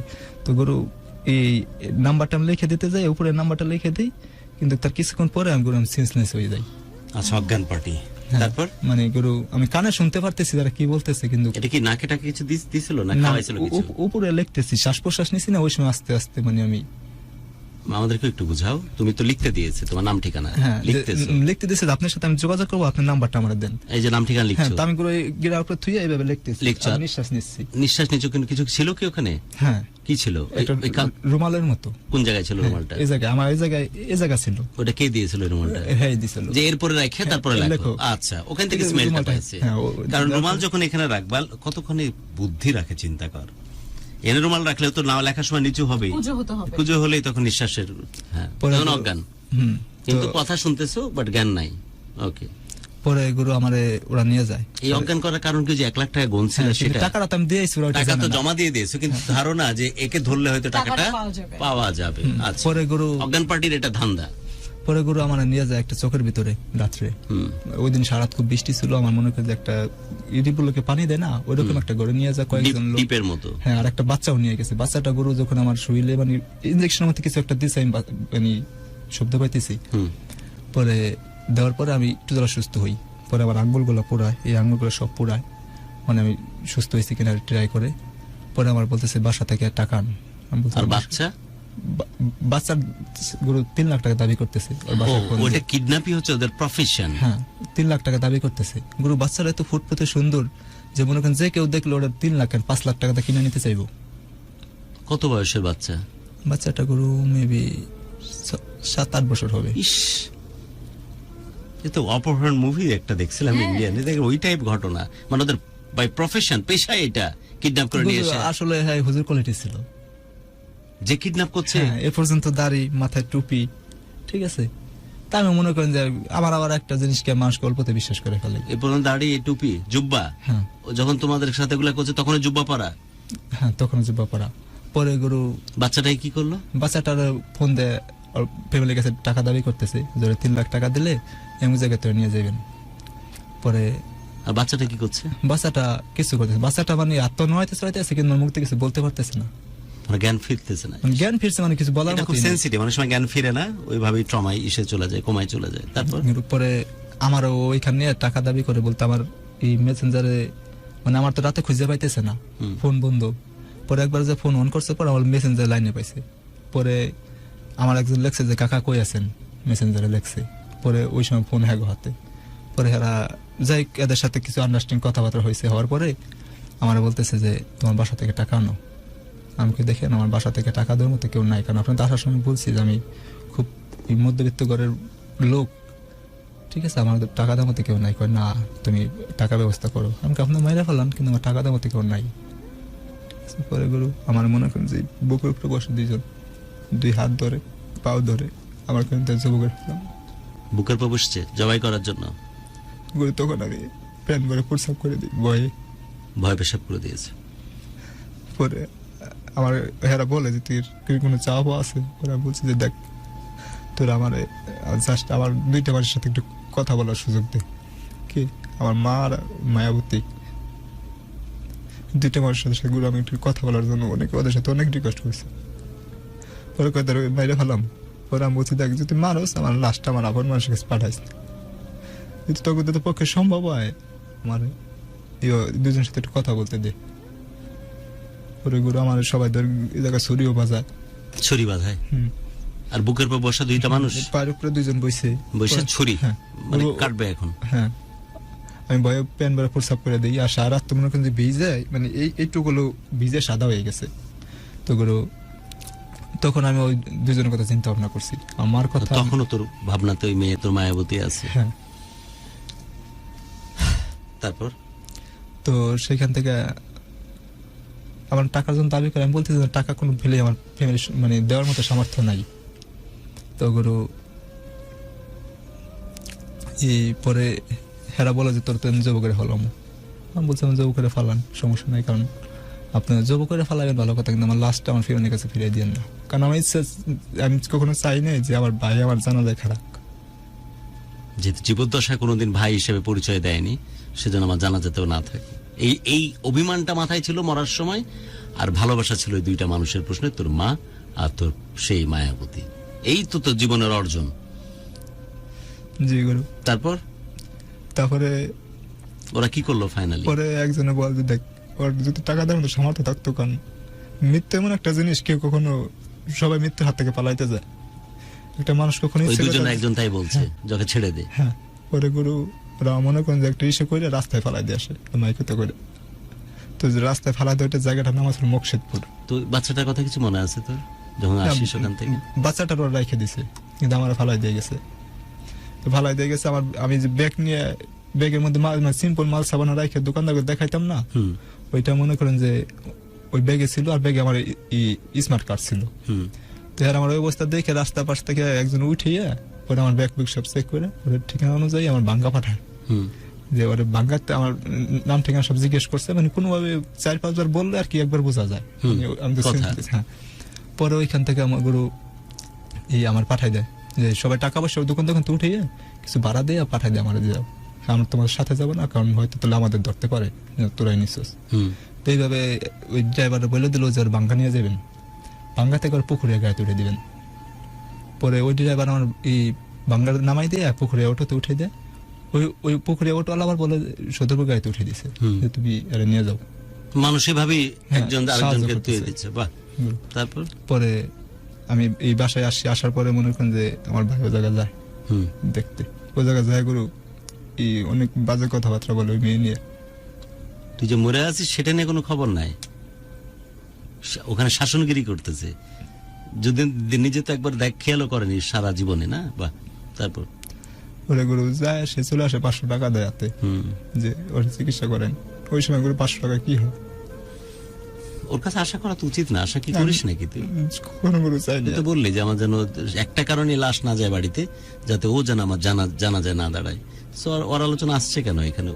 ও হি ইজ নোবডি, ও এক্সিস্ট করে না দুনিয়াতে, ওর প্রসঙ্গই বাদ।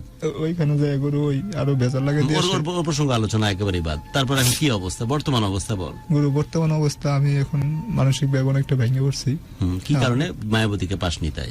ওরা বলার জন্য গুরু আমি বিভিন্ন জায়গায় মানুষ জুয়া খেলে ওদের সাথে যাই ঘুরি, ওদের সাথে জুয়া খেলি, নেশা শুধু বিড়ি খাই, কিন্তু ওকে ভোলা যাচ্ছে না। গুরু মনে ফকিরের কাছে যাই আর ভোলার জন্য। ফকিরের কাছে কি বলিস?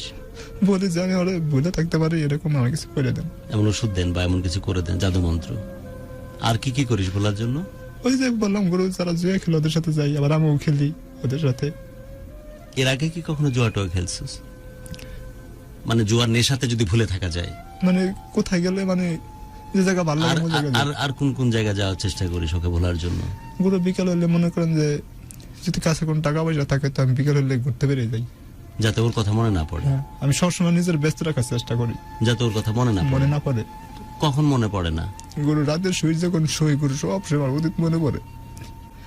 মনে করেন যে অনেক বছর যাবত আমি ডিসিপ্লিন টু খেয়ে ঘুমাইতাম ওকে ভোলার জন্য। আজ কত বছর হলো বলতে পারিস না? গুরু তাতে 2 বছর মতো হয়েছে। 2021 সালে শেষের 2021 সালের মধ্যবর্তী সময় আর কি আমাদের ঘরোয়াভাবে একটা বিচার হয়। লাস্ট কবে দেখেছো ওরে? গুরু প্রতিদিনই দেখি। কিভাবে? ওই যে বললাম কি রিলেটিভের মধ্যে একই এলাকায় বাড়ি, ও গিয়ে দেখো? উঠতে বসতে সবসময় কোনো বাইরে গেলে অসুবিধা দেখি, এই জন্য গুরু হয়তো বলতে পারি না। ওই মেয়ে কি করে ওই এখন? বাড়িতে আছে, সংসার শুরু করছে কোথাও? ওর অনেক জায়গা থেকে দেখতে আসে কিন্তু কেউ রাজি হয় না। কি বলে? ও বলে যে আমার ছেলে পছন্দ হয় না। তোমার কি মনে হয়? গুরু এখন আমি ওর পাওয়ার জন্য সবসময় চেষ্টা করি। আর ওই মেয়ে কি করে, কেন রিজেক্ট করে সবাইকে? গুরু এটা আমি আদৌ জানি না, কিন্তু ওর আমার খুব ইচ্ছা যে ওর নিজের মুখ থেকে আমি শুনবো। কিছুদিন আগে ওর আমি ধরছিলাম, তখন কি বলছে? পরে আমার সাথে কোনো কথা বলে না। 5 কাঠা জমির জন্য সব নাকি? গুরু শুধু সে আমার বলে যে আমার ফেভারিট, তার বলে আমি যাবো। আমি বলছি দেখ ফ্যামিলি তো বলছে 5 কাঠা, তো ঘটনা ঘুরে ফিরে তো মেয়ে ওটাই বুঝাচ্ছে যে 5 কাঠা জমি যদি দিস তাহলে যাবো। হ্যাঁ। তাহলে সমাধান কি 5 কাঠা জমিতে? তাই মনে হয়। তো কথার মাঝখানে তো তুমি বলছিলে মিজান মিয়া যে টাকায় সবকিছু সমাধান দিতে পারে। গুরু আমার আইডিতে আমি দেখছি যে টাকাই সব, আমার ফেসবুক আইডি। সো ফাইনালি এটাই দাঁড়ালো যে 5 কাঠার সম্পত্তির কাছে প্রেম, ভালোবাসা, মহব্বত, প্রীতি সবকিছু আটকায় গেল। ও মুখে বলতেছে না যে তোমার ভাগের ওই 5 কাঠা জমি আমার নামে লিখে দাও, বাট পক্ষান্তরে ওই কথাটাই বলতেছে যে বাপ মা যা বলবে তাই শুনবো, কারণ ওর বাপ আর ভাই তো ঘুরে ফিরে একই কথা বলে যে তুই এখনই পারলে মেয়ে সেকেন্ড হ্যান্ড মালটারে নিয়ে যায়। সেকেন্ড হ্যান্ড কারণ অলরেডি তো বিয়ে হয়েছে, রাইট? ওটা তো তোর মায়াবতী যতই প্রীতির হোক তোর কাছে, কিন্তু আসলে তো সেকেন্ড হ্যান্ড হয়ে গেছে। না গুরু সেকেন্ড হ্যান্ড হয়েছে। এই ডিভোর্সি মেয়েকে আরেক জায়গায় বিয়ে দেওয়া যে খুব কষ্টকর, কেউ বুঝুক আর না বুঝুক, মেয়ের বাপ আর মেয়ের ভাই তো বুঝে নাকি বুঝে না? হ্যাঁ, একটা ডিভোর্সি মেয়েকে গ্রাম অঞ্চলে বিয়ে দেওয়া খুব কষ্টকর না নাকি? যে মেয়ে আবার এরকম প্রচার করেছে ডিভোর্সি মেয়ের ভালো জায়গাতে বিয়ে হতেই পারে, আমি এটার বিপক্ষে না, কিন্তু ওই মেয়ে যে কাজটা করেছে, কি করেছে? বলেছে যে আমার যে যৌবনের ক্ষুধা সেটা মিটানোর মতো ক্ষমতা ওই ছেলেটি নাই, তাই ওকে ছেড়ে দিলাম। এই ধরনের বেফাস, বেপরোয়া, বেআব্রু, হস্তিনী টাইপের মেয়েদেরকে কেউ কি বৌমা হিসাবে, কনে হিসেবে, বউ হিসেবে পাইতে চায়? চাই না তো। তো সমাজে তো অসমাজে একটা নেগেটিভ প্রচারণা মনে হয় আছে, নাই?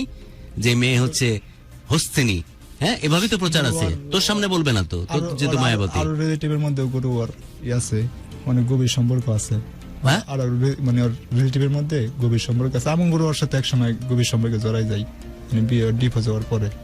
তার মানে আরো আত্মীয় স্বজন বলছিস যে তোর সাথে না প্রেম ছিল, তুই জড়াই গেছিলি, এরকম অনেকের সাথে জড়া যায়? অনেকে বলতে আরো একজনের সাথে আছে। আরে একে তো ন্যাশনাল হিসেব চলে গেছে, শোন, মক্ষিরানির পর্যায়ে চলে গেছে। ওর জন্য কি করতে চাচ্ছিস তুই? গুরু আমি একবার বিষ খাইছি, কিছুদিন আগে গুরু আমি গলা দিয়ে গেছি। এই তুই আমার প্রোগ্রামে আসছিস কেন? আমি এগুলো নিতে পারি না। ওই কাগজে সই করছো যে নিজের ইচ্ছায় যে এখানে প্রোগ্রামে আসছিস, আমরা তোকে জোর করে নিয়ে আসিনি। না না, আবার গিয়ে কখন উলটপালট করবি তখন আমাকে বাইন্ধে নিয়ে যাবে। আমার জন্য সমস্যা না, আমার সমস্যা আমার বাচ্চার জন্য। সই করার এটা কই কাগজেরটা? এমনি মনে করে সই করলে পরে ভুল হয়ে যাবে। বিষ খাইছোস আবার গলায় দড়ি দিতে গেছোস? গেছিলাম গুরু, কিন্তু গুরু আমি কোথাও আর যা বলতে পারতেছি না গুরু। আমার ছোটকাল থেকে তো এরকম ইচ্ছা ছিল না যে আমি বড় এইভাবে করবো। আরে ভাই, তোকে ভয় লাগতেছে আমার। আমি বলতেছি এই যে প্রোগ্রামে তুমি আসছো, তুই বলে ভুল করছি, তুমি, আপনি যে আসছেন এই প্রোগ্রামে, বা তুমি বললে ঠিক আছে, তুমি যে আসছো, আমরা কি তোমাকে জোর করে নিয়ে এসেছি? না, আমার স্বেচ্ছায় আমি আসছি। এই যে কথাগুলো বলছো এটা কি স্বেচ্ছায় বলতেছো? হ্যাঁ অবশ্যই। আমরা কি তোমাকে কোনো কষ্ট দিয়েছি? না। হুম? না। আমাদের কারণে কোনো দুর্ঘটনা ঘটলে কি এটা আমাদের জন্য দায়ী করবা? না। আচ্ছা, আপনাদের সাথে আসছে যদি আমার কথাগুলো বললে আমার মনটা একটু হালকা হয়। হালকা তুমি হবা কিনা জানি না, আমার ভিতরে চাপ অনুভব হচ্ছে। আমি এখন গিয়ে শেরি খাবো, একটা ফিলের মধ্যে ছিলাম, এখন রীতিমতো ভয় পাচ্ছি তোমার কথা শুনে। বুঝতে পারছো? এই যে কথায় কথায় যারা জান দিয়ে দিব মনে করে, জান দিয়ে দেয় না গুরু, জান দেওয়াটাকে সস্তা মনে করে। আমার ফ্যামিলি গুরু এখন আমার প্রচুর পরিমাণে প্যারা দেয়, সস্তা মনে করে, তাদের ব্যাপারে আমার অনেক ভীতি। সো এখন রীতিমতো তুমি আমার ভয়ের কারণ। অনুষ্ঠান শেষ করছি, বলেছিলাম 15 মিনিট আগে, আরো আগে শেষ করবো, কিন্তু পারিনি, বাট 15 মিনিট অ্যাটলিস্ট আগে শেষ করছি, অনলি কজ অফ রামাদান। গুরু আরেকটু কিভাবে শুরু কথা। করেছিলে আমি- আর কোথায় মানে গিয়ে শেষ গুরু, করলে? ওইটাই আমি সবসময় রাত্রে শুইলে আমি ওইটাই ভাবি যে আসলে আমার জীবনটা কই থেকে শুরু করলাম আর কই থেকে শেষ করলাম। আজকে আমার পেছনে ছেলেরা গুরু ঢাকা ভার্সিটিতে পড়ে, রাজশাহী ভার্সিটিতে পড়ে, সবাই সেটেল গুরু। বয়স কত তোমার? গুরু 28 চলে, আর এমনিতে ইসে চলে হলো 22 স্মার্ট কার্ডে। কিন্তু গুরু রাত্রে আমি শুইলে হলে একটাই ভাবলাম যে আমার মা আমার জন্য তো কষ্ট করলো, দোকান করলো, আমার পাশে সবসময় পয়সা থাকতো, আজকে আমি কোন পথে গেলাম। গুরু আমি সবসময় নিজেরা শুধরানোর চেষ্টা করি কিন্তু গুরু পারি না। আর গুরু আমার হাড়ের সমস্যা হয়ে গেছে, হ্যাঁ, হাড়ের সমস্যা হয়ে গেছে। ডাক্তার কাছে গেতাম, বলে যে দেখো তোমার এটা প্যারা হয়েছিল, প্রথমে প্রথমে হলো টেনশন থেকে বুকে ব্যথা, এখান থেকে হার্টের সমস্যা। ডাক্তার বলছে হার্টের প্রবলেম এই বয়সে? আমি বলছি ডাক্তাররা যে এই বয়সে হার্টের প্রবলেম করে, দেখো এটা এমন একটা রোগ, বয়স লাগে না, তুমি যে পরিমাণ চিন্তা ভাবনা করো, যে পরিমাণ কান্না করো, ঠিক আছে, এটা হইতেই পারে। পুরুষ মানুষ চোখ দিয়ে যারা কান্না করে ওটা কখনো পানি বের হয় না, ওটা একটা রক্ত বের হয়। কি কথা, কে বলছে তোর এই কথা? ডাক্তারে কি বলছে? যে তুমি যে পরিমাণ কান্না করো, পুরুষ মানুষ পুরুষ মানুষ চোখ দিয়ে কখনো পানি বের হয় না, এটা পানি না, এটা এক একটা ফুটা, এক একটা রক্তের কণিকা। গুরু আজকে আমার সব সময় আফসোস হয় গুরু যে আমার বেঁচে প্রত্যেকটা ছেলে গুরু সেটেল, আর আজকে আমি গুরু, আজকে আমার এই অবস্থা। কিন্তু আমি গুরু তো ছোট করে স্বপ্ন নিয়ে বড় হয়েছিলাম যে আমি বড় কিছু করবো, মায়ের সমাজের মুখে তুলে ধরবো।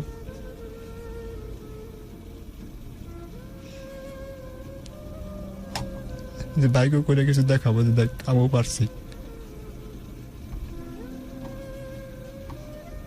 এখন সম্ভাবনা নাই, তোকে কে বলছে এই কথা? গুরু কি এখন কারণে মনে হয়? মানসিক ভাবে ভেঙে গেছি গুরু, আমার একদিন রাত্রে ঘুম হয় না গুরু, অনেকদিন যাবত, অনেক বছর যাবত। কোনো কাজ কামের মধ্যে? কাজ কামে আছে, কি কাজ? এই স্যানিটারি গিরামালা করে খাম বানায় না ঘর দেওয়ার জন্য, সিমেন্টের খাম, এই সিমেন্টের খাম, তারপর হলো ওই যে সিলাপ, ওগুলো বানিয়ে বিক্রি করো? মানে বানাই বলতে এক কারখানায় বানাই দেয় আর কি, প্রোডাকশন যে কটা কাজ করতে পারি। কিন্তু গুরু যা পাই ওটা আমি বাজারের সঙ্গে ভেঙে বিড়ি খাই, মানুষের পিছনে তো ই করে অনেক ঘুরতে যাওয়ার না খাওয়াই, ভেঙে ফেলে মাঝে মাঝে জোয়ার আসরে যাই।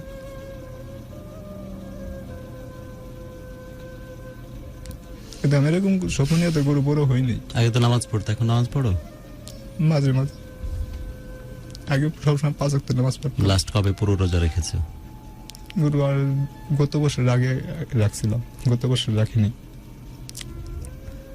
মানসিক অবস্থা ওরকমটা ভালো না, আমার পার্সোনাল একটু সমস্যা আছে, সেটা আমি অন্য আরে বলতে চাইতেছি না। ওইটা নিয়ে গুরু আমার প্রায় মাসে মনে করেন যে ভালো একটা বিগ অ্যামাউন্ট খরচ হয়ে যায়। মানে আমাদের মধ্যবিত্তের জন্য বিগ অ্যামাউন্ট। রোজা থাকতে প্রবলেম? মানে আমি ক্ষুধা সহ্য করতে পারি না। ক্ষুধা বলতে মনে করেন যে এমনি কিছু খাওয়া দাওয়া হয় না, কিন্তু ওই যে বিড়ি একটার পর একটা, তার জন্য রোজা রাখা সম্ভব না? না গরু রোজা রাখা সম্ভব। রোজা রাখাতে সমস্যা আছে এমন কোনো অসুখ আছে নাকি? না না, এতেকাব করছো কখনো? না।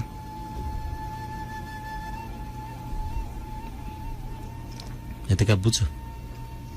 শেষের 10 দিন যে মসজিদে থাকে ওইটা। কখনো গেছো, চিল্লাই গেছো? জামাতে গেছিলাম। 3 দিনের? 2-3 বার গেছিলাম।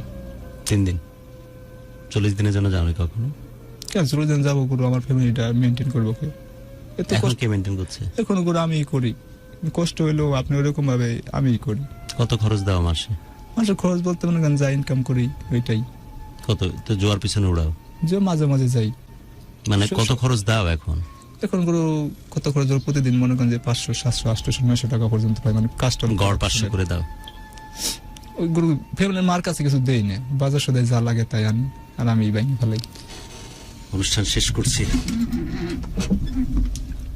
আজকে দারুণ একটি রাত, এর চাইতে বহু মহামান্বিত রাত আমাদের মুসলিম উম্মার জন্য, যারা ইসলাম ধর্মে বিশ্বাস করি তাদের জন্য আর বিকল্প কোনো কিছু হতে পারে না। এবং মহামান্বিত এই রাতে যখন আমরা কথা বলছি, হুনোজ যেটাই হয়তো আমাদের শেষ মহামান্বিত রজনী আমাদের সামনে উপস্থাপিত হলো।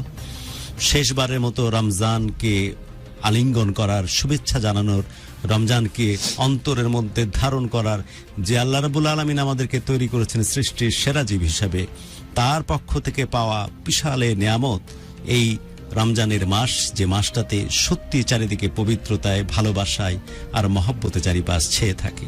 বিশ্বাস করুন, এই বাংলাদেশের আমরা যারা বাঙালি জাতি প্রতি মুহূর্তে দুর্নীতি করতে পছন্দ করি, আমরা প্রতি মুহূর্তে নিজের ক্ষেত্রে অনেক ধার্মিক বা অনেক ভালো হিসেবে নিজেকে দাবি করি ঠিকই, কিন্তু পরক্ষণে নিজের স্বার্থের জন্য মিনিমাম কোনো ছাড় দিই না, অনৈতিক কিছু করতে কোনো রকমের দ্বিধান্বিত হই না। সেই মানুষগুলোও কিন্তু আমরা শুধরে যাই যখন একজন গরিব কাউকে দেখি, পাশে ডাক দিয়ে বলি যে ভাই ইফতার করেছো, আমাদের সাথে সামিল হও। আমার যে খাবারটা আছে সেটা হয়তো তার দিকে আগায় দিই, তাদের সাথে ভাগ করে খাই।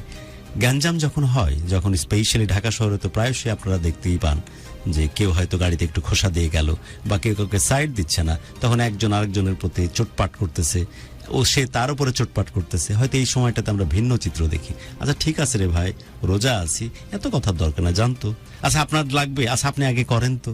এই রকম একটা পিকচার বদলে যাওয়ার মতো ব্যবস্থা হয়।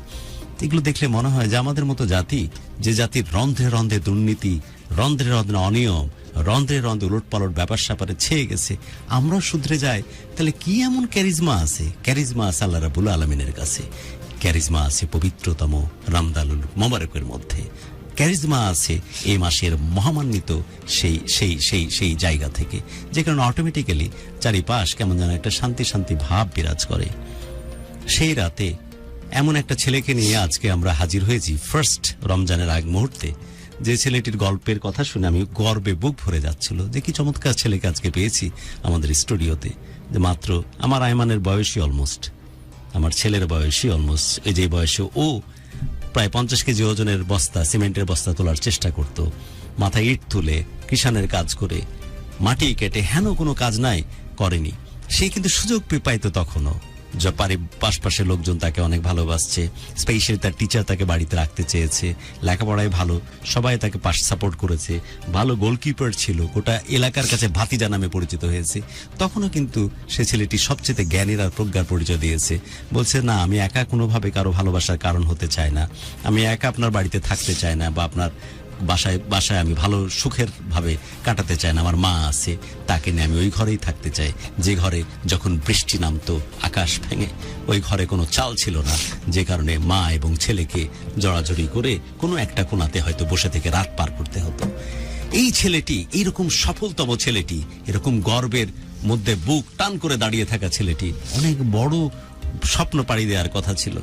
এবং যখন এসব কাজকাম করতেছে তখন তার বোনরা কত লক্ষ্মী, ওই অল্প বয়সী বোনরা নৌকা চালিয়ে শামুক কালেক্ট করতো এবং শামুক বিক্রি করে তার পড়ালেখার খরচ চালাতো।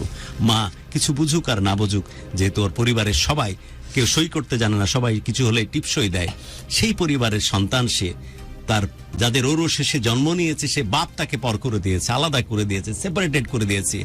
মায়ের পেটের ভাই প্রায় 13 বছর ধরে তার সাথে লিটারেলি কোনো সম্পর্ক নাই, আলাদা আছে, তাই শুধু প্রাণ দিয়ে ভালোবেসেছে তার বোন আর তার মা। মা কিছুই বুঝতেন না, ও লেখাপড়া করতো, হয়তো পড়তেছে বাকুবুকি যাই করুক না কেন, মা পাশে থেকে ভাবতেছে যে আমার লক্ষ্মী ছেলে বড় হবে এবং একদিন আমাদের সমস্ত কষ্ট দূর করবে, সমস্ত কষ্ট ঘুচিয়ে দিবে। যে কারণে মা কোনো এক সময় রান্নাতে সাহায্য করছে, কোনো এক সময় সেই মাই যতটুকু সে বুঝে সেই হিসাব নিয়ে সে দোকান সামলানোর চেষ্টা করতেছে, ছোট ছোট বোনগুলো তার পাশে দাঁড়ানোর চেষ্টা করতেছে, এলাকার মানুষজন তাকে কোঅপারেট করতেছে। আমি ভুলতে পারি না সঞ্চিতার কথা, যে বান্ধবী তাকে সবসময়তে হেল্প করতো, যে তোকে কন্ট্রিবিউট করতেছি, এই টাকা খাটিয়ে তুই ইনকাম কর, দে লেখাপড়ার খরচ চালা। আমি ভুলতে পারি না সেই কাকার কথা, যার কাছে বিভিন্ন প্রয়োজনে যখনই সে দাঁড়িয়েছে তখনই সে তাকে পাশে পেয়েছে। এগুলো কেন হয়েছে? যেখানে বাপ পর করে দেয়, আপন ভাই পর করে দেয়, ঘটনাগুলো কেন ঘটে? কারণ উপরে একজন আছেন যার নাম আল্লাহ রাব্বুল আলামিন, যিনি তার অ্যাঞ্জেলদেরকে পাঠান এই রকম ভাবে বিভিন্ন পিকচারের আদলে।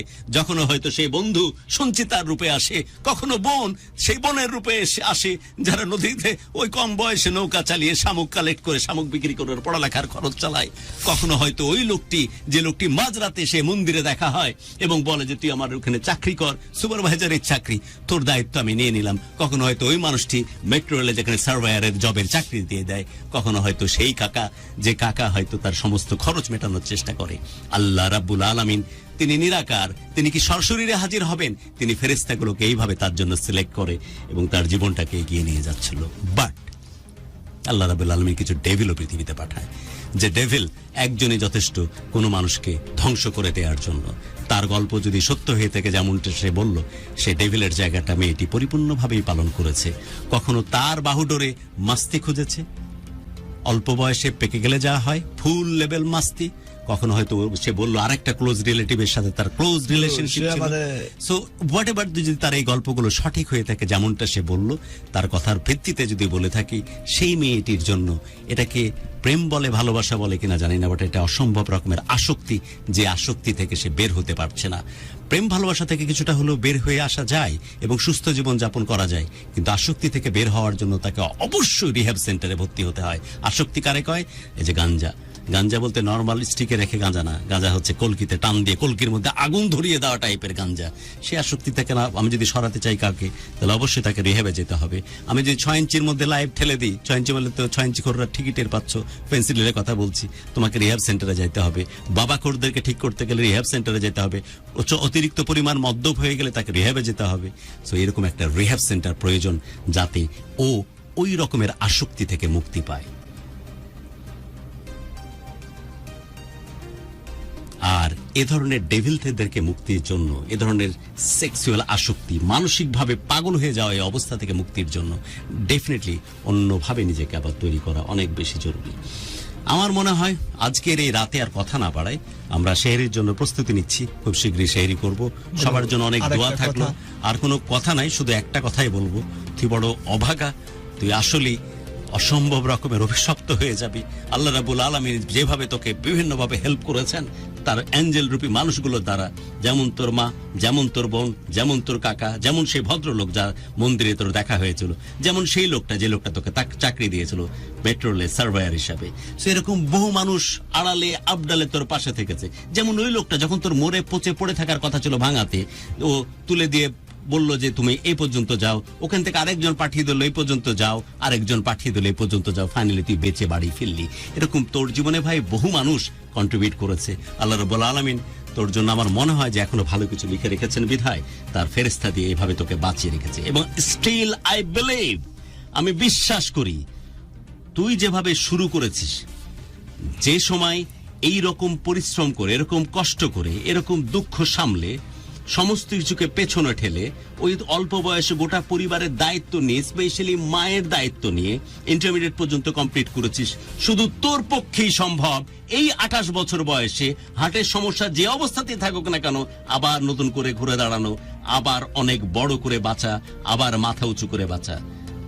আজকেই এই মুহূর্তে একটা জিনিস শুধুমাত্র ইম্পর্টেন্ট, সেটাই হচ্ছে রমজান এমন একটা ক্যারিজম্যাটিক জিনিস যেটা একটা মানুষের টোটাল ডায়মন্ড সিস্টেমটাকে ঠিক করে দেয়। জাপানিজরা বলতেছে যে আমাদের বাঁচার পিছনে অনেক বড় একটি কারণ হচ্ছে উপবাস থাকা। ওরা থিসিস করে জানিয়ে দিয়েছে এর চাইতে সায়েন্টিফিক মাধ্যম আর কিছু হতে পারে না। তাই অসুখের সাথে আমার মনে হয় এটা সাংঘর্ষিক হবে না। যদি সম্ভব হয়, হাজারো মানুষের সামনে কথা দিয়ে যা, এই একটা মাস পারলে রোজা রাখ। যদি সম্ভব হয়, লাস্টের 10 দিন যদি ইতিকাফ করার সুযোগ থাকে তোর পক্ষে, সুযোগ থাকলে সেই সুযোগটা কাজে লাগা। আর পরবর্তী ঈদের পরবর্তীকাল পর থেকেই ওই এলাকা ছেড়ে দূরে কোথাও থাক, কয়েকদিন থাক, সর্বোচ্চ 1.5 থেকে 2টা মাস থাক। এই মেয়েটির আসক্তি তোর ভিতর থেকে কেটে যাবে। আমি তোকে আল্লাহকে হাজির নাজির জেনে বলছি, ডেফিনেটলি কেটে যাবে, ডেফিনেটলি কেটে যাবে, ডেফিনেটলি কেটে যাবে। কারণ যে প্রেম মহব্বতের, যে প্রেম ইশকের, যে প্রেম আল্লাহ রাব্বুল আলামিন এবং রাসূলের সাথে হয়, যে প্রেম স্বামী স্ত্রীর মধ্যে হয়, পুণ্যবান স্বামী স্ত্রীর মধ্যে, সে প্রেম থেকে অনেক দূরে চলে যাওয়া সম্ভব না। আর যে প্রেমের মধ্যে নোংরামি, আমি জানি যে ওটা নোংরা, আজ আমার সাথে তো কাল তার সাথে, যে প্রেমের মধ্যে ধান্দাবাজি, যে প্রেমের মধ্যে 5 কাঠা জমি পাওয়ার আশা, সেই প্রেম সারা জীবন টেকে না। এটা শুধুই আসক্তি। সে আসক্তি কেটে যাওয়ার জন্য এই একটা মাস রোজা পরিপূর্ণভাবে পালন করা, উইথ নামাজ, 10 দিনের ইতিকাফ, ঈদের পরে 1.5 মাসের জন্য বাড়ি থেকে দূরে থাকা। তারপর যদি না কাটে, আমার কপালে দাঁড়িয়ে চোখের উপর পেশাব করে দিয়ে চলে যাস। বিদায় নিচ্ছি আজ, সবার জন্য অনেক দোয়া।